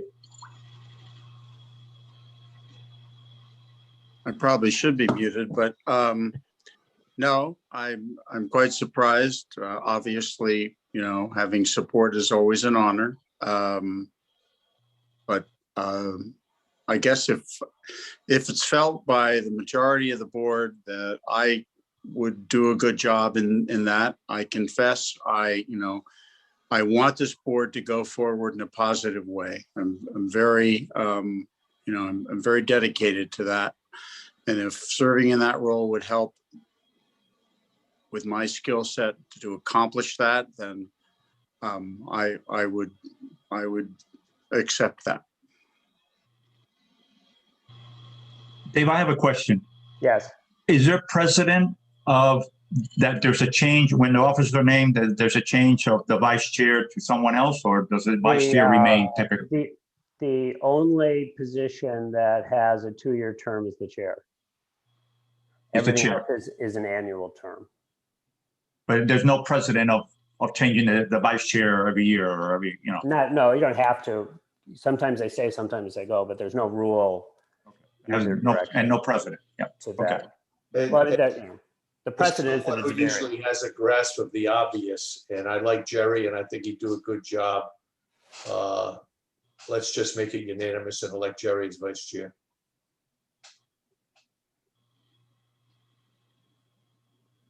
That needs a second. I second it. Well, it's very magnanimous, David. All in favor, please say by saying aye. Aye. Aye. Aye. Aye. All right, Jerry, David, thank you for what you've done. And Jerry, look forward to working with you in that role. Thank you, buddy. I really appreciate that. And I promise you, I will work hard to do exactly what I said I would do. I'm a little shocked, but I appreciate it. Thank you. Treasurer next. I nominate Alex Fernandez. I second that. And I second that nomination. I third that. I thirded it, Jerry. You got to fourth it. Okay. All right, I fourth it. All right, I forfeit and fourth it. Any other interest in the role? Then can I have, we've already motioned on that. So any further discussion? If not, all in favor, signify by saying aye. Aye. Aye. All opposed? All right, another unanimous election. I have a quick question. Thank you. Thank you for your confidence, your support. Can other board members be on the committee with Alex? I'd like to be on the finance committee, but I'm not sure how this works as a new board member.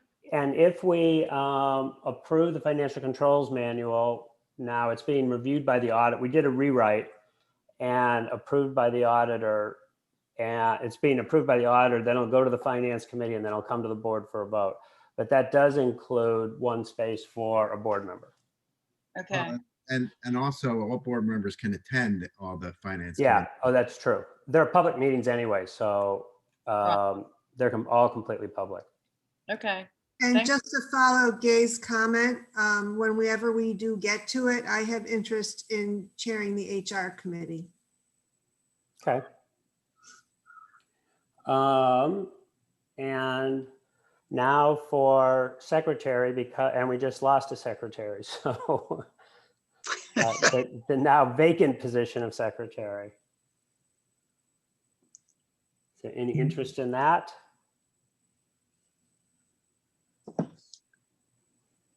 Is there anybody who'd like to be secretary? This is Sandy. If it's silence, it's because I'm not sure of the scope of responsibilities, Jerry. I'll work with you to do that. I think it'd be great if you would be secretary. From my personal point of view, I think you have an incredible resume and skill set, and you can easily do the job, and we'll be glad to help you. And It'd be would you great. just I can describe, say I've never been a secretary, so perhaps this will be a first. Jerry, would you just describe, it's a relatively modest time commitment because I know that you're busy, but Jerry, would you describe the time commitment so she can do it with her eyes open?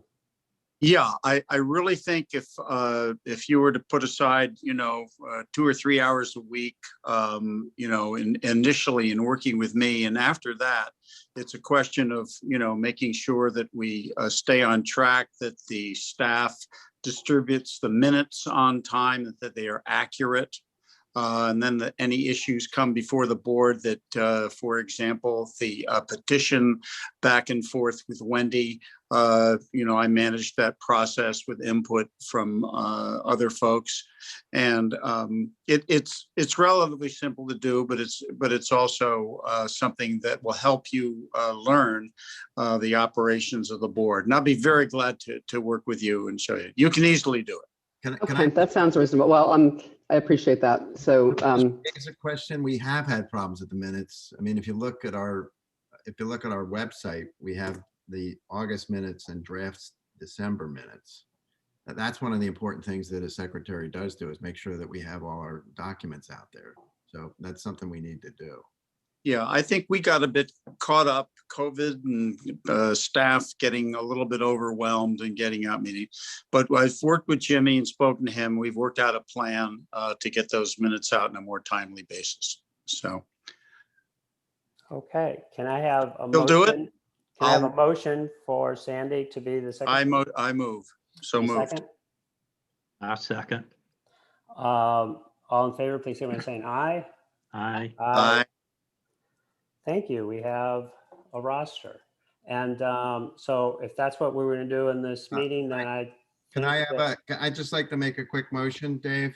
Yes. I think in the spirit of compromise and trying, in what we heard from the various, both the emails and the comments here, I move to authorize a referendum pursuant to Article 1, Section 4 of the bylaws, and Article 3, Section 5 of the covenants on the board's action of March 1, 2021, to add 2 board seats and appoint Gay Stathis and Sandra Devine to those seats. In other words, we would skip over the petition, we go right to the referendum, get the people to vote. Second. Okay. Discussion? I'm a little slow. Can somebody explain that to me? He wants to have a public vote right now, not do the petition, not make them get 25%. I think and just go right to a vote. I think it's divisive. It continues the back and forth out there. I mean, people have said they want to have input. Let's give them input. I think it will. I think it will stop the back and forth on Kiawah, etc. I think the community in general, as they request, if they have their say, whichever way it comes out, the community would be satisfied that they had their input. And I think it would be a long way to calm it down. I have a question. If we go straight to an election for the 2 seats that are Sandy's and mine for the moment, what happens if we don't reach a quorum? Well, no, this is a referendum. This is different. Not an election. So maybe we can get some explanation of exactly how this works so there's no misunderstandings. The referendum would be worded that the community, by assuming they get to a quorum and the majority rules, will effectively reverse whatever happened on March 1st. There would be no 2 seats. There would be no 2 additional board members. And of course, the board can go forward and do it again. I don't think that's appropriate, but it's not an election. It's basically, the referendum provisions are when the board takes action that are by referendum, the community can reverse that action. Or they can maintain it, though. They can ratify it. Right. It's not just one way. I mean, you could vote for or against it. It has to be. If the majority rules to maintain the board's decision, that's the way it goes. But I heard 2 things, I think. I first heard there isn't a quorum, and then I heard there is a quorum. I think there's always a requirement. It's always a quorum requirement. And what would that be in this What instance? constitutes a That's quorum what her for question. referendum? I believe it's the 51%. I believe any meeting of the members, and I'm doing this on the fly right now. I have the covenants in front of me, but any meeting is 51%. There are certain, I believe, that have a higher quorum threshold, such as a covenant change. But I believe the answer is a 51% quorum. But I cannot be counted on to be 100% sure on that. So Well, 50. the other thing, Property owners, or what's the 51% of? it's per property. It's the way we always count votes. Yeah, it's the way we count a vote. I agree with that. It's different than the petition. And that I disagree with. I think they're exactly the same, but And does everybody get one vote? Or is this another one of Yes. those where What? House No. gets 2 votes? Every property gets 1 vote. I don't know that I cannot provide any guidance. Or it wouldn't be like an election, 2 votes on unimproved lots and 4 votes for improved, or one, I'm sorry, 1 and 2? Would it be that way, or was it just 1 per property? Well, I'll read what the covenants say. When any property entitled the owner to membership as a type A, B, C, or D member of the association is owned of record in the name of 2 or more persons or entities, whether fiduciaries, joint tenants, tenants in common, tenants in partnership, or in any other manner of joint or common ownership, such joint owners shall share among them the right to vote, which such right shall be exercised as a whole and not in part, in the manner in which they shall jointly determine. If such joint owners fail to determine the manner in which their vote should be cast, their vote shall not be counted. Effectively, what that means is if a husband and wife disagree and one sends in a vote and the other sends in a vote that's different, the votes are void. So every property, it's up to the property owners to agree. And if they can't agree, they either don't vote or their vote won't be counted. So every property gets a vote. That's where and I think that number as of our election time period was, what was it? 471. 471. It was how much? 4,471. And the only change from that would be any properties that have changed ownership since election. So my only thought on this is, and I do understand it, but it seems to me this is a better discussion for our April meeting after we see how the petition goes. We have a process in place that is defined, and it is 25% vote and then moving to this. But should we wait and see how the petition goes before we decide to do this? I just I think mean, if the petition were close, then I think in April, we could always decide to do this. But I think the other problem is that if we're trying to bring everybody together, which I hope is what we're trying to do, this avoids a highly contentious thing. Just get right to the vote. I mean, it will be what it'll be. But what's wrong with the process that's in place now? That's what I don't understand. Do you think it's helpful to go through this? Go ahead, Brad. I think it's not helpful. I think it's divisive on the island. We're gonna have a situation, if we're gonna wait, the petition, the people that are pushing the petition are gonna be on Kiawah. The signs are gonna be out there. There's gonna be banter. It's gonna be back and forth, whether it's there or not. I think the community will look at this board in a much better light if we decide, yes, let's have a referendum. I think we just passed 3 unanimous votes for offices. Okay, we're heading in the right direction. Let's let the community have their say. And I think the entire island will calm down, and it'll make it a lot easier for the board going forward to deal with the community and stop a lot of this derision. And I think, yeah, we could wait till April. And I just think, personally, I think we're going to get enough, they'll get enough signatures, but let's do it. And all of the people that have been very vocal on this and et cetera, they'll calm down immediately, particularly if they learn tomorrow, for instance, or this afternoon, that we voted to go for a referendum right away without the necessity of the petition. We'd be hearing cheers. I think, Dave, the main advantage is to try to put this behind us as quickly as possible. I think the longer we prolong it, the more pain, the more discussion, the more comments, good or bad, whatever they may be. But I think, I'd like to see it, just get it behind us, whatever the decision is, to get it behind us as soon as possible. I don't think it'll benefit us prolonging this thing. And if we can do that, I think that's a big step. It's a positive step. Just one other comment. I don't disagree with what's been said, but we do have 2 new board members now, one of whom is our secretary.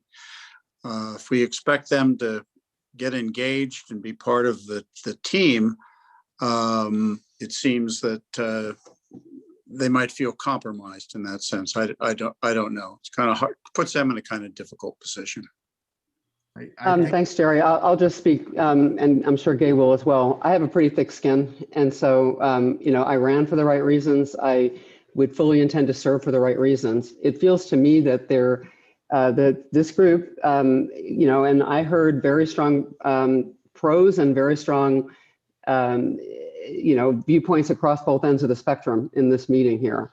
And my viewpoint is that this group started a petition, allow this group to finish the petition. That petition will inform, I think, the pulse of the island. And so, coming into this without prior exposure to, frankly, all of these political undercurrents in the island, my viewpoint is that this group started a process, allow this process to play itself out. Yeah, I agree with that. I do too, actually. But I'm more than willing to put it on the agenda for April. What do we do after the petition? And have another discussion about it. That doesn't bother, that I think makes a lot of sense. And I do appreciate that the spirit of this is trying to get something behind us quickly, but I think the process in place is one we should finish. You're muted, Dave, you're muted. Oh, sorry. Thought I was pretty good at Zoom. I've got pretty thick skin too. I've been in plenty of contentious situations in my life and my career. But I would like to say to this group that I'm very disappointed that you felt compelled with this petition. And I have to say, please don't tell me that none of you were aware that this was being put together and how it was worded before it went out to the public. But I am really disappointed to see Sandy and my name put on this petition, which I took as a method of public shaming. I've had plenty of friends and family who are Kiawah property owners say the same to me, that they were shocked that this petition was put out there with our names. That wasn't necessary. You could have just said 2 new, people were appointed or whatever. I'd also like for all of you to know I'm getting direct personal emails to my personal email account from former members of this board that are supportive and from former members of this board that are very insulting. Also, they've given the public, somebody's given the public part of Kika access to my personal email. I'm being told nicely to step aside. I'm being told in a creepy way to step aside.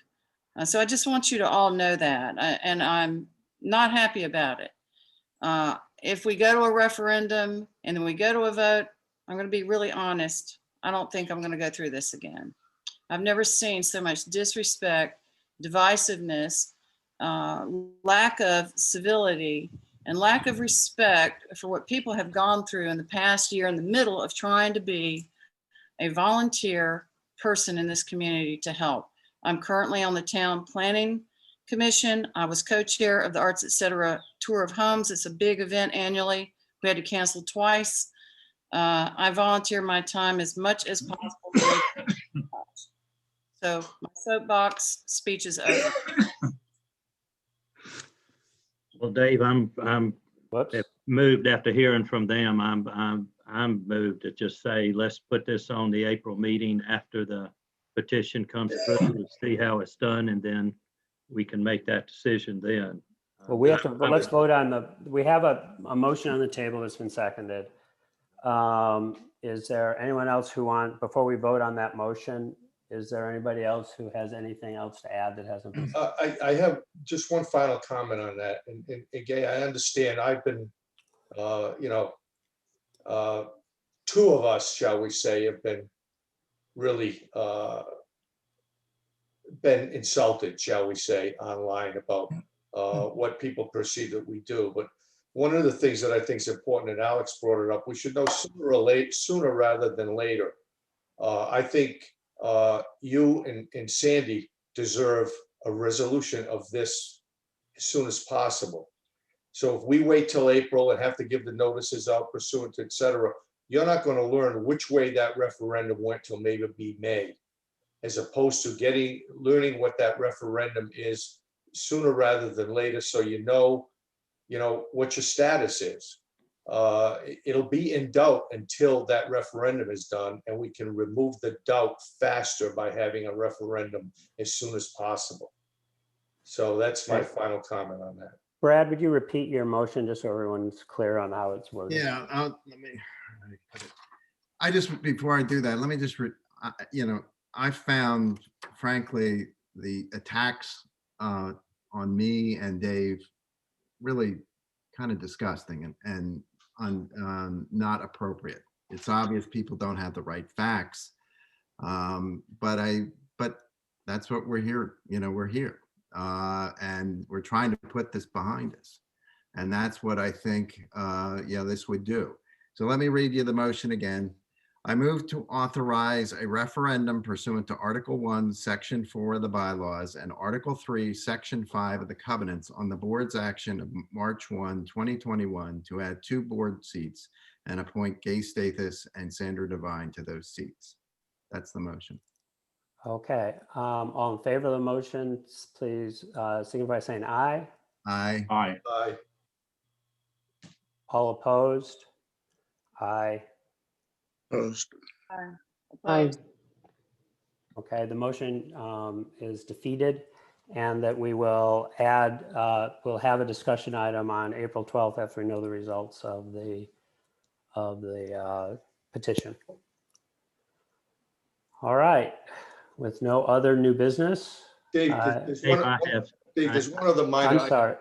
There's one other minor item I want to bring up, and just it's a clarification because it's going to arise and it can't wait till April.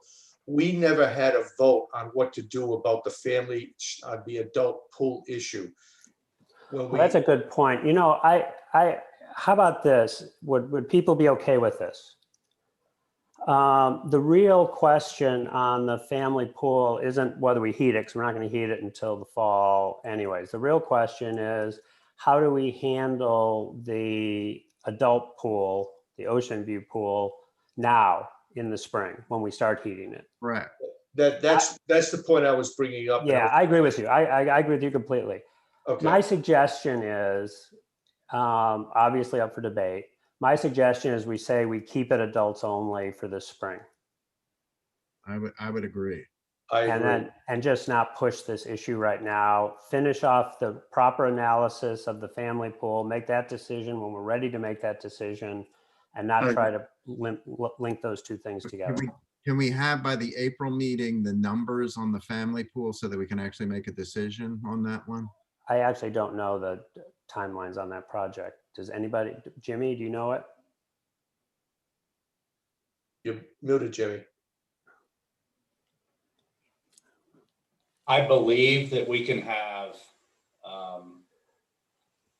precision numbers by the April meeting. We did get back the report of the mechanical engineer on the specifications that would be needed. So I believe it will be possible to have. Dave, again, this is one of those issues we need to get behind us, you know, so. Yeah, to but me- the implementation of a family pool isn't until the fall because it couldn't be heated till the fall anyways.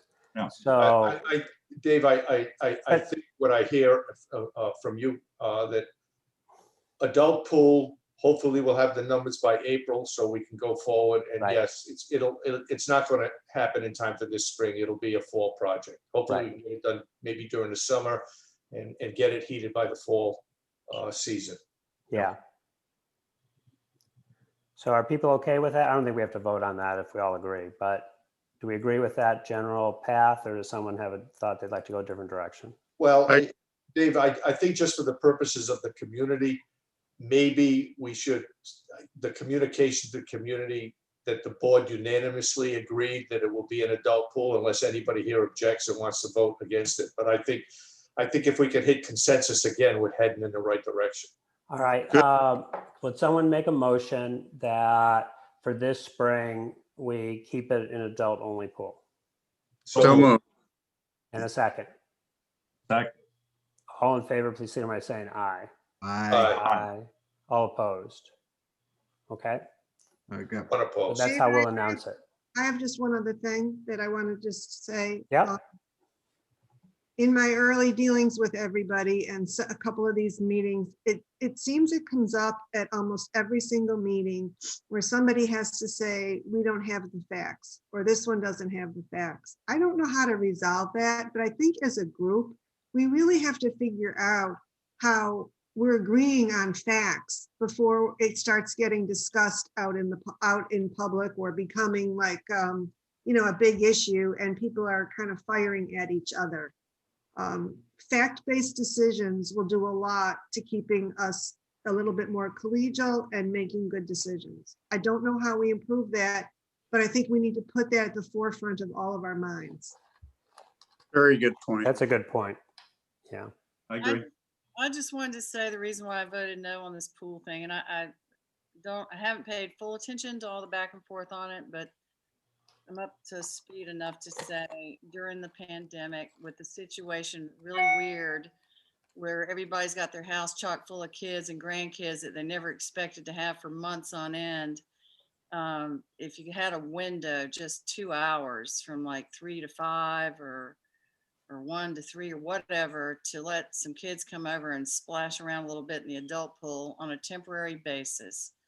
That's what I thought would have been a nice thing to do. So that's why I said no. If it's just strictly an adult pool and we're stiff arming any kids from coming in, I'm just not comfortable with that. So anyway, but I go with the majority rules. Thanks, Gabe. Appreciate that. All right, anything else? Dave, I just want to bring up that the financial control manual says that the finance committee chair and the chair of the board is supposed to present to the board or make recommendations for the replacement of the 3 finance committee members that retired or that rotated off at the meeting right after the annual meeting, which this is the meeting right after that. And Dave and I have interviewed 15, all very qualified people for the position. I didn't know if we wanted to bring that up here. We have a recommendation to the board, but I didn't know how y'all wanted to handle it. Just Here's my my concern. If there's a debate about these people and we're in a public meeting, I'm not sure it's fair to put our community members who are running for the board into that position to have. I agree. Debate of their names. So, Dave, I as your new treasurer, I'd like to have the opportunity to discuss those that I have not seen that list or haven't seen those candidates. I'd like to have the opportunity to have some input, knowing some of the people that have participated in the finance committee, et cetera. So I'll be glad to send those to you. It was just as per the manual, and I didn't want somebody coming back and say he didn't he didn't bring those up when it was supposed to be, but I will forward those to you, the list of appreciate all that. of them. And I appreciate that. Yeah, I'd like to, and to have some input with both of you before we make a final decision on these names. I'd like to just see that list if that's okay. I'll send it out to all the board members. And why don't you send all names of all 15? I'll send the names of all 15 and their recap. And I do recap think sheets. that should be a confidential discussion. Yeah, I Yeah, do too. I So think we'll it should be confidential too. We'll do that at the April meeting then, and we'll miss the financial control manual by one meeting. So should we also in the April meeting talk about what we want to do about the HR committee going forward? Because it seems Yeah, like and do you know what I would like to, let's just talk about the April meeting, because the planning meeting got kind of, off track with that discussion. I think the April meeting, one of the big things we should do is have part of it be a discussion of our priorities for the year and include things like the HR committee and what do we do with that and all of those kinds of things that we say we really want to drive to completion in 2021. Is that okay with this group? Yes. will we need more time for that kind of an agenda? Well, we have half a day. We meet at 1 and a lot of times it goes till 5. And should we try to do something face-to-face again at the Sandcastle, or do we want to stay? I would rather do it face-to-face is my preference, but I agree. I think I agree. face-to-face works much, much better. And I think, many of us have been vaccinated. We have plenty of. I've been vaccinated. And I've been, I think it's going to be really, really helpful to the 9 of us moving forward if we could meet in person, and it's just such a much better way to do things. Great. I have one more comment I just want to get out. I want to give, a shout out to the contractor and our staff. The bike path was packed today with new riders on it, our new bike path. It looks great.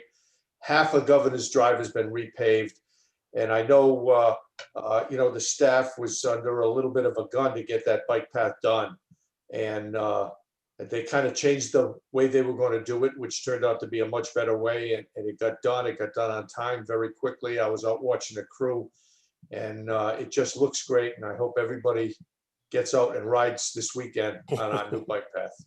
I walked on it last night from start to finish, and I thought it was fabulous. And thank you for mentioning that, David, because I was going to say something to Jimmy about how great it looks. And I think when you get the sides finished and, some of the landscaping, it's going to just be really nice. People, I think, are going to love it. My concern, go ahead, Jimmy. I was just going to say, just to avoid people telling us, we know that we mangled about a half a dozen irrigation heads. They're actually underneath the new asphalt, which means they're going to have to get moved, and we're going to have to make some repairs. But considering how fast we moved on that paved job, to only to have that be our biggest mishap, we're pleased. And the contractor will be back next week to be working on the intersections and saw cutting concrete and repouring and doing touch-ups and things like that. So I do encourage people to go enjoy it, but use caution because there'll still be work happening. After that completion, we're going to get a hue and cry from the community going more. So yeah, we are. Yeah, well, That's that would be good. a happy cry, I think. I'd love Problem. to hear that one for a change. All right, guys. I got Have a great weekend. You too. Thank you, everybody. Thank you. Talk to you later. Thank you for your Bye, vote of everyone. confidence. Dave, I'd like to comment about you being so magnanimous. That's I didn't expect that. It's very kind of you. I greatly appreciate it. I think it's a big move toward getting us all on the same page. All right. Enjoy, everybody. Bye. Everyone. Bye-bye. Bye.